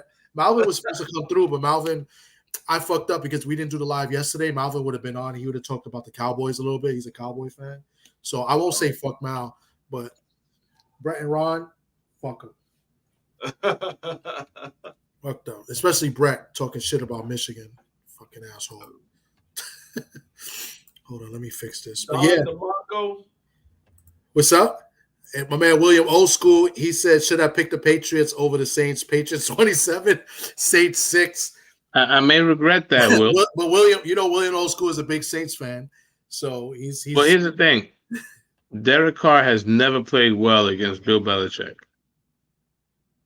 And they're playing at New England. But Judon is a big loss. Judon is a big loss. And, of course, Trent Brown is questionable. The lineman for the Patriots. So, LSU got a nice win for you, William. It was a close game, and they pulled away in the fourth quarter. I think Missouri was winning going into the fourth quarter, and LSU pulled away and beat Missouri on the road. Yep. It was some good games. Texas A&M was winning. They were beating Alabama. Alabama came back, and they closed out the game. Had a couple good games. Oh, what's good? My man Steven. What's good, brother? My man Steven. He's one of my Facebook friends. I know him in real life, obviously, from high school days. My man Steven, real good dude. Thanks for coming through. He says, Giants fan here. I know, pathetic. You're still my Caucasian. Yeah, you my Caucasian too, Steven. If anybody knows what that reference is from, I know Sock knows that's from Curb Your Enthusiasm. So we watched Curb Your Enthusiasm. It's one of our favorite shows. And then I think that was the episode where Crazy Eyes Killer. You remember that with Crazy Eyes Killer? It's like, you know what? You're my Caucasian. Yeah, I'm Caucasian. Instead of saying the N-word, he said, you're my Caucasian. That was Wanda's boyfriend, no? Huh? Wanda's boyfriend. That was Wanda's boyfriend. Yeah. Wanda Sykes. Wanda Sykes. And it's funny, you saw, like, was it last season, the season before, when Larry was going to get they had the hit on Larry by the what was it called? The fatwa? The fatwa, yeah. And then they interviewed they was interviewing all the people that knew Larry, and they interviewed Crazy Eyes Killer, and he's like, Larry's a good guy. He helped me, he stopped me from marrying a lesbian. I thought that was hilarious. So yeah, but I love that show, by the way. I know it's a sports talk show, but I love me some Curb Your Enthusiasm. It's one of the best shows out. D-Free, you don't watch Curb? Who? Curb Your Enthusiasm. You ever watched that show? I don't think I've seen it. It's an HBO show. It's been out for like, I think they did like 10 seasons or 9 seasons. I can honestly tell you no. I haven't watched HBO since daggone boxing left HBO. Damn. Yeah, it's a comedy. You ever I don't know if you ever watched Seinfeld. What did I ever watch? What? Seinfeld? Hell yeah, I used to love watching Seinfeld. Well, yeah. So Larry David, the creator of Seinfeld, like the writer, it's his show. So it's kind of like Seinfeld, but it's they curse more. So I mean, it's pretty funny. Yeah, they have the freedom. You know what's my favorite show that I watch now that's funny as hell, but most people wouldn't think to watch it. It's called Always Sunny in Philadelphia. That shit funny as shit. What platform is that on? FX. FX. Okay, I gotta check that out. No, it's by Danny DeVito. Always Sunny in Philadelphia. That shit funny as shit. They be doing some of the craziest shit. My man Steven says the Eagles look scary, guys. You gotta just sit back and just watch it. Like when it first comes on, you're gonna be like, man, what the fuck is this shit? But if you just sit back and just watch it, they be doing some of the funniest shit ever. Right. That's one of those shows that I keep hearing great stuff about it, and I just haven't watched it. But it's on my radar. That shit funny as hell. I'm gonna check that out. They be doing some of the craziest shit. It's funny, but it's like adult funny. It's not funny like if you was a kid and you was watching, you'd be like, I don't get it. It's adult funny. Like that shit is just funny as shit. I'd be dying laughing at them because they do some of the stupidest shit. Yeah, I'll check it out. Well, you got to check out Curb. Curb is funny. Like it's got a weird sense of humor, but it's like Seinfeld. Like, you know what? I've heard of Curb. Heard of it. I never watched it, but I heard of it. I'll tell you, ever since UFC just tied it up. Yeah, ever since JB Smoove got added to it, like it was funny already, but JB Smoove makes it even more funny. Like it's a great show. UFC just tied it up. 20, yeah, then the third quarter, 2020, 5:40 left in the third quarter. I got my hater hat on for the rest of the year. Like I'm just hating on certain teams. I just hope Michigan loses now and Ohio State and it's better than Michigan loses later because it's gonna hurt more. It's gonna hurt Brett more. Real quick, before we go, my man Steven says that the Eagles look scary. They don't really look scary in my opinion. I mean, they're a good team. Don't get me wrong. I don't think they played their best football yet. Or I don't know if this is their best football. It could be, maybe it's not their best football. They could have easily lost that game this past week. The Commanders had that game. They could have easily lost the game to Washington. Yeah, that's what I'm saying. They could have easily lost to the Commanders this past week. So I don't know. We still got a long ways to go to see who's really good. Real quick, just give me a rundown of all the teams that you picked.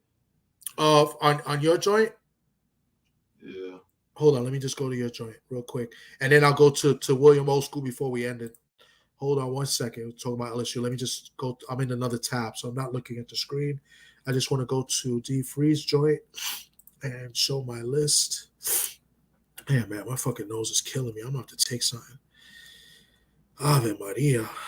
Where are we at? Where are we at? Week 4 recap. And let me just, okay, so I'm mute. Okay. And I'll tell you right now. Okay. So I took Washington. They lost.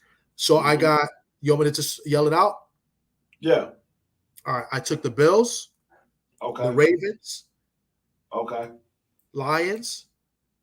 Who? Lions. Okay. Texans. All right. Saints. All right. Dolphins. Okay. Colts. Okay. Bengals. Eagles. All right. Chiefs. All right. Jets. All right. Niners. All right. And the Packers. Packers. And you said the Giants, right? No, I took the Dolphins. Nice try. who was the third team you said after the Ravens? I'll tell you right now. Lions. Oh, the Lions. Okay, Lions. Lions, Texans, Saints. Yeah. Okay, you got the Lions. All right. Yeah. We'll close it out. Let's mention this. I mean, I think we pretty much know about this team. Like if their defense. Oh, I didn't tell you what your record was. I didn't tell you what your record was. I'm sure it's not good. Now, actually, last week you went 10-6. You didn't do bad. The worst record was everybody. Actually, that was the worst record. 10-6 was the worst record. Everybody Thanks for letting me know that. Yeah, everybody. No, I'm just saying because everybody did pretty good. The best record was 13-3. Then you had 12-4, and then you had 10-6. I mean 11-5, and then 10-6. So you didn't do bad. That was the worst record, but it wasn't bad. Okay. Your record is right now. You're tied for let's see, 1, 2, 3. I don't think I'm gonna get a haircut tomorrow. And if I get worse, I can't go to the barber.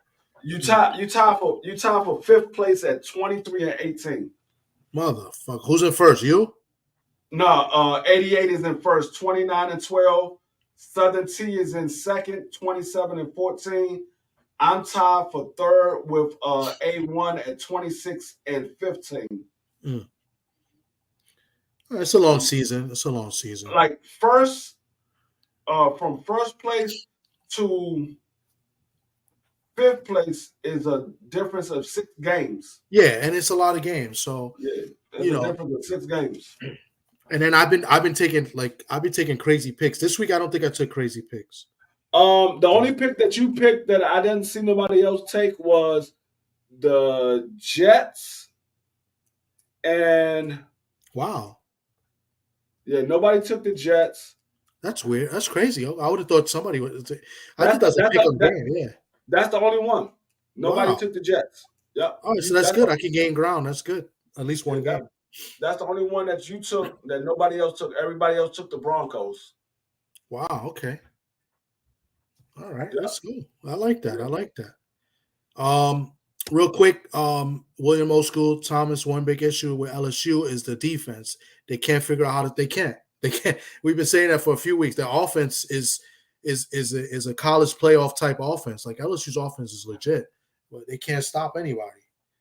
So yeah, like the LSU. I mean, me and Thomas told y'all before. LSU, Brian Kelly, he's a decent head coach. He's not a good head coach. He's decent, but he's not good. Like he'll get you to a winning record here and there, but when the game is on the line and you playing against a great team, he's not going to pull it out for you. He's not going to know what to do. Yeah, he don't really make adjustments. So and he's more of an offensive guy than a defensive guy. So that's kind of a good thing with this team. This team, they score a lot of points. They put points on the board. I think LSU will upset somebody before the year is out, but I don't know. I don't think they're making the college playoff. What's helping the LSU team is the fact that they got a good quarterback. Their quarterback, he can run and he could throw the ball. If they didn't have that quarterback and they just had a regular quarterback, they would probably have a losing record right now. Yeah. I do think LSU might have the best defensive player in the country. Which is weird, right? Mason Smith. Yep. Yeah. Yep. I swear to God, I hope Washington pick him up when he comes in the draft. I swear to God, I hope they do. That man is a beast. Who did not play against Florida State because of some bullshit NCAA rule. And how many losses LSU got? They got 2 losses already, right? Do they got 2? I know they got 1. I think they lost a couple weeks ago. Like it was a close game. Like last week was a close game too. Let me see if I can check it real quick. I feel like they lost. They're 4-2. They lost. Who was the second loss? That's what I'm saying. I knew they. I know they lost to Ole Miss. I wasn't sure of the other team they lost to. Yeah, Florida State. Okay, they lost to Ole Miss and Florida State. Okay. Which are not, I knew they were the second. Those are. Every loss sucks, but it's a good loss. Those are 2 ranked teams. Yeah, because both teams are good. Yeah, FSU might get the playoff. I think Florida State is a low key rival team for LSU. Yeah, they're not. It's different conference. Yeah, they always have tough games against Florida State. Yeah, that's it's a little one of those history. games, that they play in the beginning of the year before they start playing the conference games. So they probably got a home. So I'm sure they probably play again next year. And there is history too from the national championship game. Yep. So way back. That's another team I can't stand is Florida State. He said, I think the safeties and the corners are too small. Yeah and no. I mean, they can be. I mean, corners are not typically very big guys. That's why they're corners and not receivers because of their height. But if they can cover, I mean, regardless of their size, if they can cover, they usually can be good. I mean, look at Darrell Green. Darrell Green, he was a small corner, but he was one of the best that ever played the position. I mean, you can't always have like good tall corners, like like my guy. This was picked back the other way. Witherspoon. Devin Witherspoon cuts back. What a night for the rookie. You think they love him in Seattle? How about 6 points? Touchdown Witherspoon. That was a perfect time to use it. I'm glad I held on to that clip because usually after I do my recaps, I clean out all the videos, and I said I'm going to hold this one just in case I got a chance to use it. And because you guys brought up cornerbacks, it was the perfect time to just throw another jab at the Giants there. Well, man, Devin Witherspoon. Steve Summers would be proud, Tom. Huh? Well played. Steve Summers would be proud. I don't know if you ever heard of Steve Summers, D Free? Yeah. He was on WFAN because I know you've been in New York. You was in New York for a while. He was a scumbag. He used to like play like videos late. He used to come out late at night, and then he used to like if he knew like your favorite team lost or something, or like he knew you was a fan of a team he didn't like. He always like took like the worst moment and he'll play it like right after that. He's like, "Well, do you remember this?" And then he'll play like the But the best was. Because I used to listen to it late night, because that's like everybody listened to radio back in the day. I didn't have cable but when I was young, so I listened to a lot of radio. But the best, a caller called up and had like the radio to the phone, and he hit Steve with his like, "Yeah, Steve," and I think it was because Steve, he's a Ranger fan on hockey, and I think he played a Ranger clip against us. Like, "Yeah, Steve, well, do you remember this?" And he hit him with it. That was like one of the best ever. But yeah, we used to call. I called a couple times WFAN. I remember I called. Who did I call? No, Sock. You called. It was Salzburg. That Salisbury. What's this guy's name? That he did sports on Channel 9. Russ Salzburg. It was Steve Summers and Salzburg, right? Salzburg. And didn't he say when Socrates called up, he was like, they thought it was a joke. Socrates. What's your daughter's name? Cleopatra? And it's like, I don't even know what you asked, but they were clowning you before you even got on. Yeah. I don't think they flushed the toilet on you because I know they used to flush the toilet on people. Did they flush the toilet on you? No. Okay, because it was like, "Can you swim?" And then they would flush the toilet on you. But I called a couple of times. I spoke to Mad Dog. I spoke to Mike and the Mad Dog after Seattle lost to the Jets. With the Testaverde touchdown. I actually met Mad Dog in person one day. Yeah? Yeah, I met him. He came to this spot that I used to work at. It was a catering spot. He was doing a party or whatever. I actually met him because a lot of people was coming out. They're like, "Oh, that's Mad Dog." I'm like, "Mad Dog?" I'm like, "Who the fuck is Mad Dog?" And like, he's a radio guy. And I actually I helped him with his food. I mean, he's cool. He's down to earth. He's a very nice guy. I like when he gets at Steve A. Smith. I think it's great when he goes at Chris Russo. But Chris Russo's nice, but he only really knows baseball. That's like his thing is baseball. He don't really know anything else. I mean, you're claiming all the thing, but baseball's his thing. But I called him and Mike Francesa after the Testaverde bullshit touchdown. So, because not only we lost that game to the Jets, there was a lot of questionable pass interference calls that got the Jets back in the game. But yeah, so I called then, but they were cool. I didn't say anything crazy for them to hang up on me, But I used to call too. But Steve Summers, yeah, he was a jerk. Your team got a bye week this week, so this is gonna be Yeah. a fun Sunday for you. Yeah, and then we play the Bengals. That's why I want the Bengals to win this week, get it out the way, so they could lose next week. Stress free. Yeah. I actually picked the Bengals to win because I think at some point they bound to win. Yeah, I think this is the week they have to do it. If not, it's going to be a bad year for the Bengals because they got to win now. Yeah. At some point they bound to win. Like the Vikings finally got their win last week against the Panthers. So I think you can't have that much talent and go 0-5. No, the Bengals got a win though. They got one win, right? Do they? I know Carolina don't have a win. Do the Bengals got a win? Who's they do. They might have got a win. Yeah, the Bengals I think got a win. I think the Panthers is the only team. I think the Bengals might have got a win.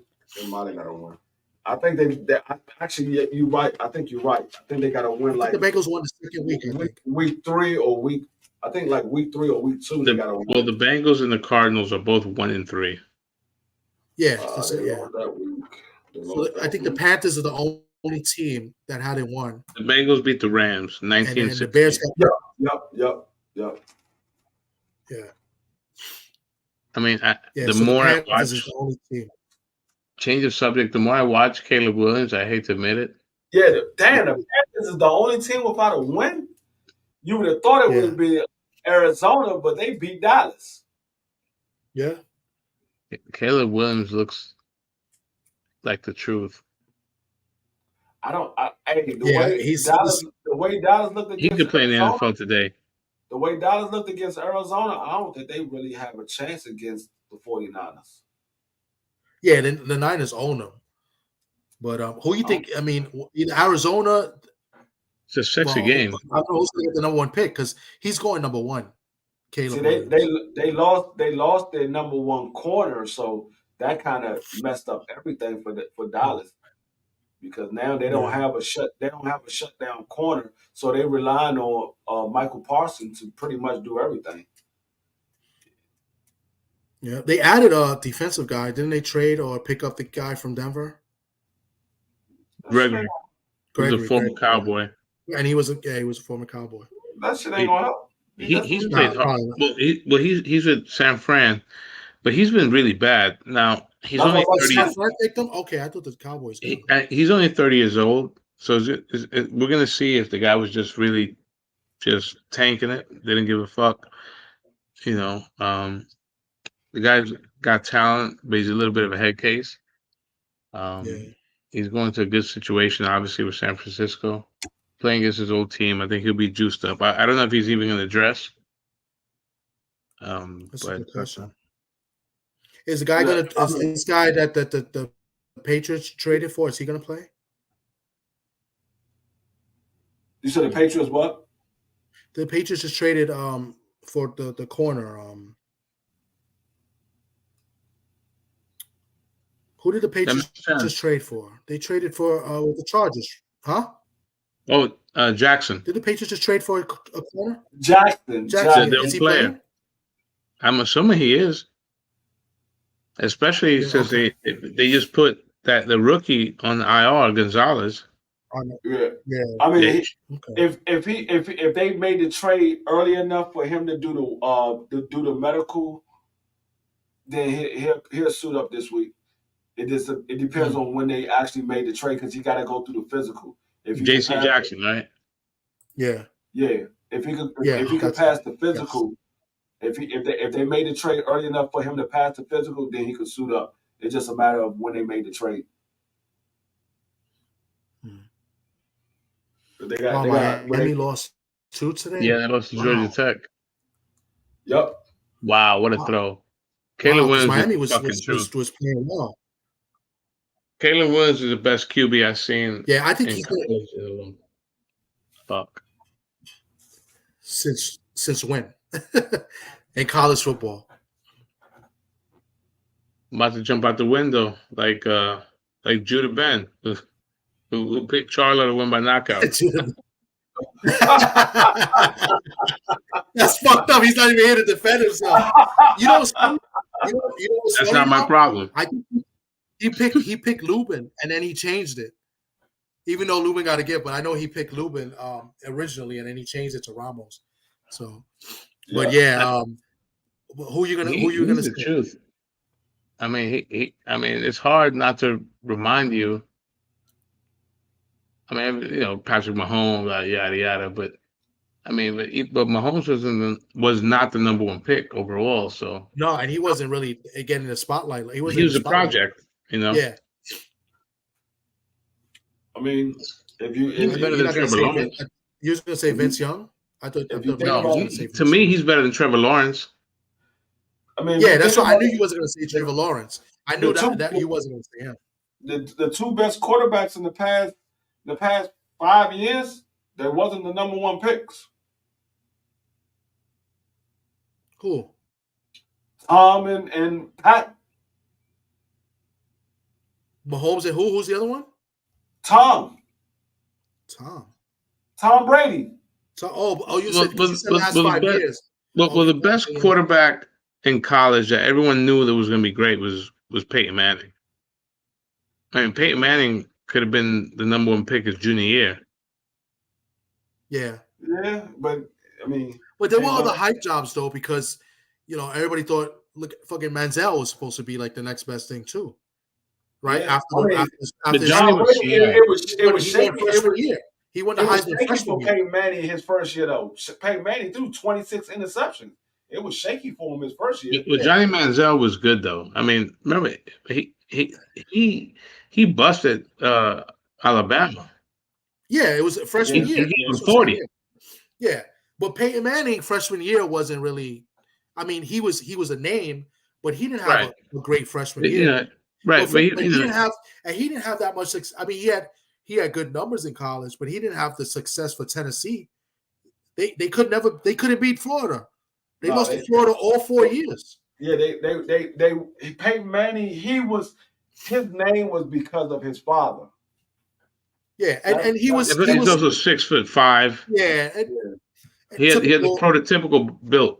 Yeah, and he was good. If it wasn't for his father, he would have been an average quarterback, and you would have just picked him up because you thought he would be a decent quarterback, and then he just happened to be Peyton Manning. Yeah. I mean, he's one of the all-time. I mean, if it wasn't for the fact that Tom Brady was around, Peyton Manning would probably be the best quarterback of all times. But let's go back to the original. I'm always ready to say this. He's 3-2 versus Tom Brady in the playoffs. That's what I said. If it wasn't for Tom Brady being around, he would be the best quarterback of all times. Yeah, but you're not getting the point that he's saying. I agree with him. Peyton Manning is 3-2 with him before. Peyton Manning is 3-2 versus Tom Brady, and if you look at Tom Brady's 5 best years and compare if you take Peyton Manning's 5 best years and compare it to Tom Brady's 5 best years, Peyton blows him away. Yep. I mean, you can say that, but the thing is, Tom Brady got 7 rings with 2 different teams. I've had this argument with him before already. Right. Okay. Yeah. He got 7 rings with 2 different teams. So let's systematically break it down. They cheated with the Rams. Right? That's number 1. Pete Carroll fucked up. That's number 2. Really? So I gotta say it to you. So I mean, that's not Tom Brady's fault. It's not his fault that the Pete Carroll fucked up. But I think you miss my point. I mean, when I'm saying I don't know what Sokka's getting at, and I think he's probably gonna agree with me. Well, I always said I still to this day, and D Free, you heard me say this. I still to this day think Dan Marino's the greatest quarterback to ever play. That's what I think. That's my opinion. But what I try to get at when I try to, wasn't even better than Joe Montana. He was better than Joe Montana. I'm just trying to say is that if you switch the quarterbacks and put them on those teams, that they would do better, or just about the same or do better if they were in those situations. Dan Marino threw for more yards than Joe Montana, but Joe Montana knew how to win. Dan Marino didn't. Yeah, Joe Montana knew how to win because he played with way better defenses than the fucking Miami Dolphins, who couldn't fucking tackle me or you if we was playing rough touch Come on, He man. also played with Jerry Rice. The Dolphins never had a good defense. He also played with Jerry Rice, who's all right. I mean, he won his first Super Bowl. He won his first Super Bowl. Jerry Rice was pretty much an unknown person. Jerry Rice wasn't Jerry Rice when he won his first Super Bowl. We know it that. was John Taylor. It was John Taylor when he won his first Super Bowl. That was the main guy, John Taylor. And he was known for the catch, John Taylor. No, Dwight Clark. Dwight Clark won the first. Was it the first one? Dwight Clark. It's the Bengals, right? Yeah. Yes. The first Super Bowl. Well, they beat the Bengals twice. Yeah, but the first one was against the Bengals, I think. Yes. And I think it was 81. Yeah, because Joe's Super Bowls were 81, 84 against the Dolphins, 89 against the Bengals, and 94 against the Broncos. They beat the Broncos. 94 against the Broncos with us. And then the three-peat year, they lost to the Giants. Steve Young won 1, Joe Montana won 3. No, Joe Montana won 4. Joe won 4. No, it wasn't the Broncos. I don't think it was the Broncos. But yeah, the Niners beat the Bengals, the Dolphins, the Bengals, and they beat the Broncos and they beat the Chargers. The Bills. No, they never played the Bills. It was the Broncos. You're right. It was the Broncos. I know I'm right. Steve Young beat the Chargers. The Chargers. Yeah. You're right. Deion Sanders. Yeah. So the Bills played against Washington and Dallas. They never played against the 49ers. Yeah, they didn't play the Niners. They played Washington. Right, they played Dallas, Washington, the Giants, Dallas twice. And then they beat the Giants, your team. This is a big play, 3rd and goal. Yeah. But yeah, that's my argument when it comes to Marino and to a lot of quarterbacks. Like, sometimes you're just in a better situation. It's hard to argue a man that played damn near 25 years. Yeah, but let's go to baseball. I know it's a different sport, but is Derek Jeter the best shortstop to ever play? I don't know. I don't know baseball. Okay, I'm just saying, but I mean, because Derek Jeter got all the rings, right? But he's not the best shortstop to ever play the game. He's just been on a better team. If Derek Jeter was on other teams, I don't know if Jeter's Derek Jeter. No, but baseball. I mean, I'm a Yankee fan. Is totally different. You talking about the leader of the team, the person that has the ball 95% of the time. Yeah, but the leader of the team doesn't play defense, bro. That's what I'm trying to say. A lot of teams win because of the defense. The Patriots had better defenses those years. Yeah, they had better defense than some of the teams. Some of the teams, not all the teams that they beat. They had better defense than some of the teams that they beat. It's just Tom Brady was better as a quarterback than those defensive players was as He stopped them. Which game? I'm not watching anything. I'm in the kitchen. I'm about to go to the living room because my battery's gonna die. Wow, that's bullshit. Until another quarterback gets 7 rings, Tom Brady is the best. Of course, Shelton is here to say his thing. Hey, don't get me wrong. Joe Montana. Who's the greatest basketball player of all time? It took me a long time to put Tom Brady over Joe Montana because I'm a Notre Dame fan. Joe Montana came from Notre Dame. I know what Sock's going to say. I know who's the greatest basketball player of all time. I know what Sock is going to say too. We're going by rings. My greatest basketball player of all times. My greatest basketball is Michael Jordan. But he doesn't have the most rings. No, he doesn't have the most rings. I know exactly what Sock is saying. He was the best player of all time, not the best champion of all time. But you said Tom Brady. Mr. Shelton, Sock is going to do a BFTB, Sock. Mr. Shelton, I'm just letting you know that now. You didn't listen to what I said. See, words matter. Like BFTB exactly always what Sock say. is going to do.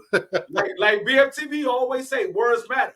Yeah, but Tom Brady was BFTB is not the same argument when it comes to basketball because BFTB loves. He thinks LeBron is the best player. I know, but what I said was, but I know what Sock is going to say. I didn't say Tom Brady was the best player. I said he was the best quarterback. He said, "Who's your best player as a basketball player?" I said, Michael Jordan. He was the best player. Okay. I know because Saki was going to say Bill Russell, right?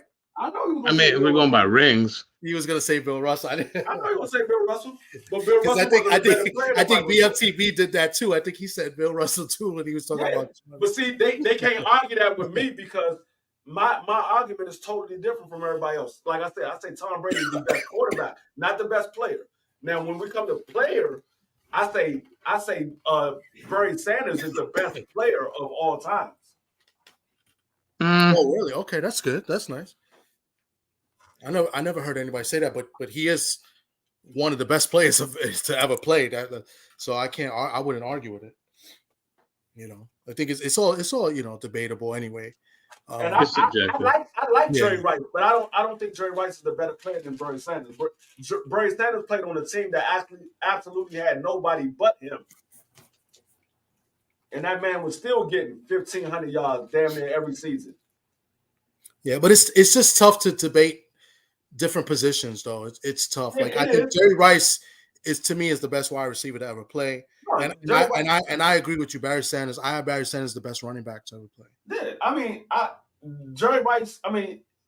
Until somebody do what Jerry Rice did and play 20 years, it's hard to argue somebody being better than Jerry Rice. Now you have guys that was potentially be better than Jerry Rice, but until they play 20 years and do what Jerry Rice did, I'm not picking nobody over Jerry Rice as far as wide receiver. Running back, I can't pick nobody over Barry Sanders because Barry Sanders only played 10 years. And even the person that has the most rushing yards, that man said, I am so happy that Barry Sanders decided to retire at 10 years because I would have had to play another 10 years in order to beat Barry Sanders. Barry Sanders missed the rushing record by 1,400 yards.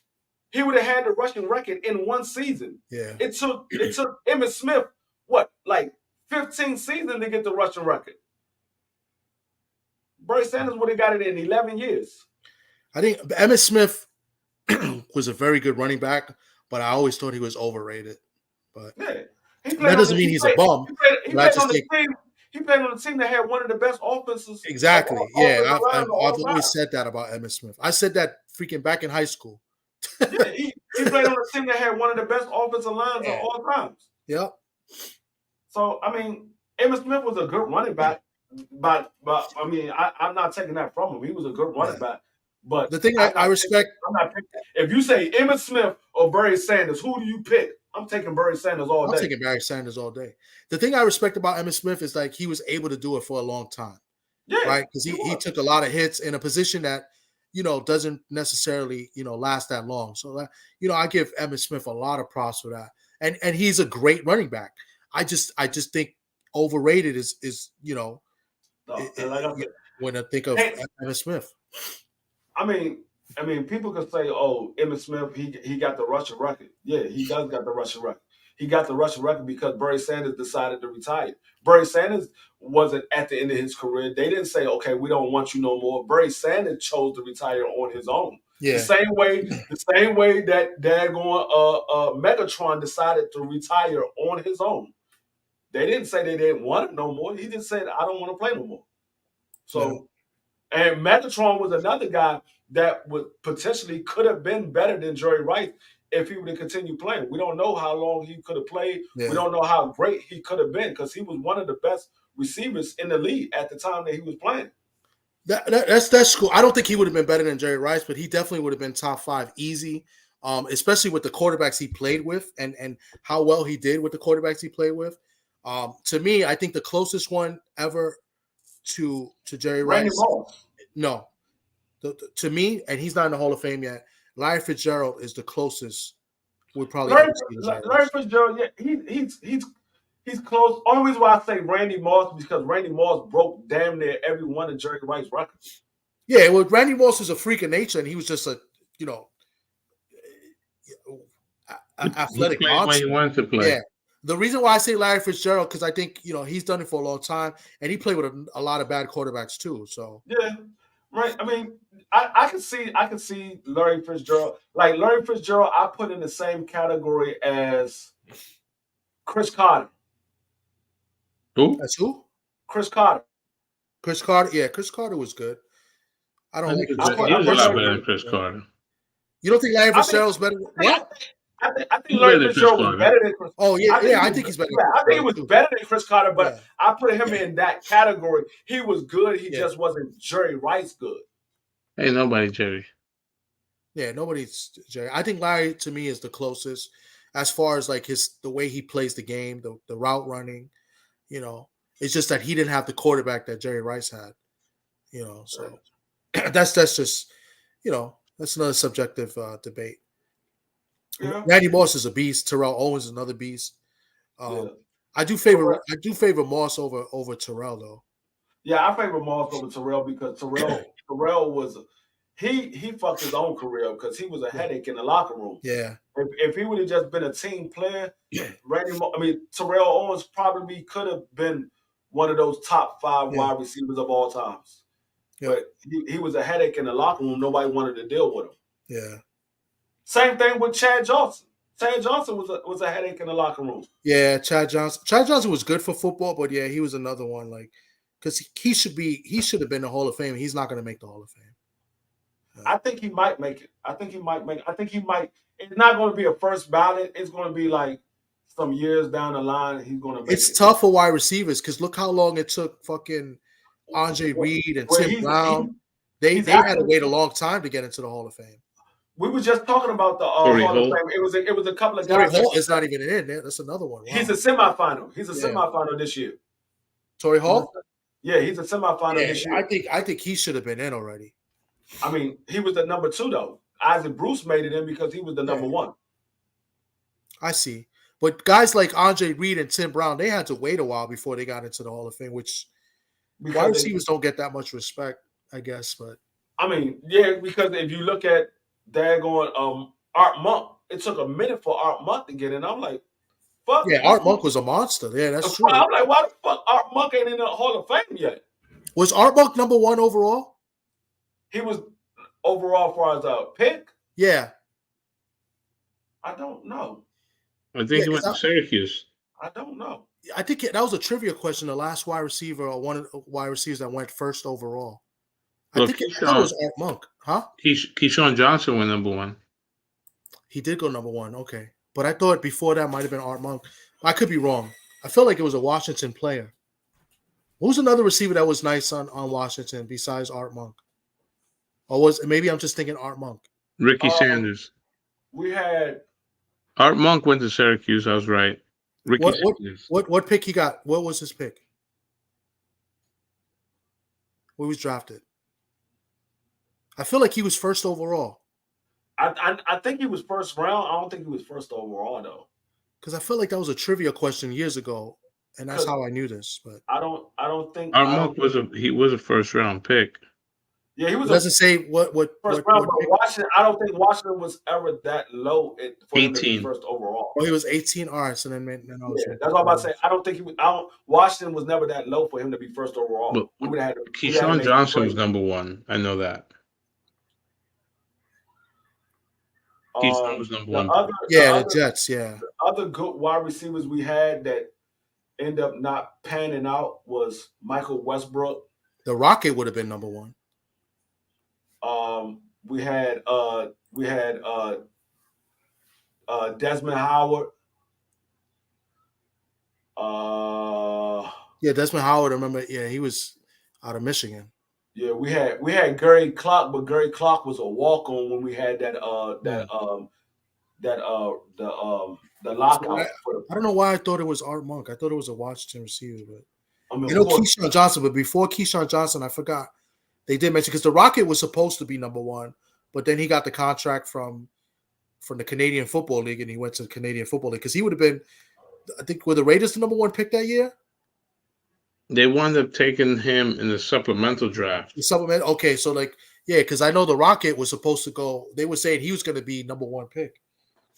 I'm trying to think who was the first overall pick before Keyshawn Johnson. I don't know why I thought it was. As far as wide receiver. I know there was one. I'm just trying to figure out who it was. See if I could Google if it works. First pick overall wide receiver. Let's see it ever.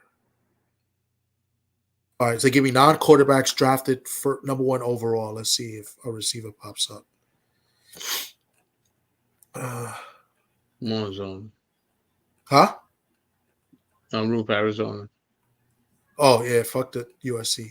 It doesn't matter. Even if Notre Dame beats USC, it don't matter. Well, I mean, it's going to look good, but boom, touchdown, Zona. wow. It's still early though, right?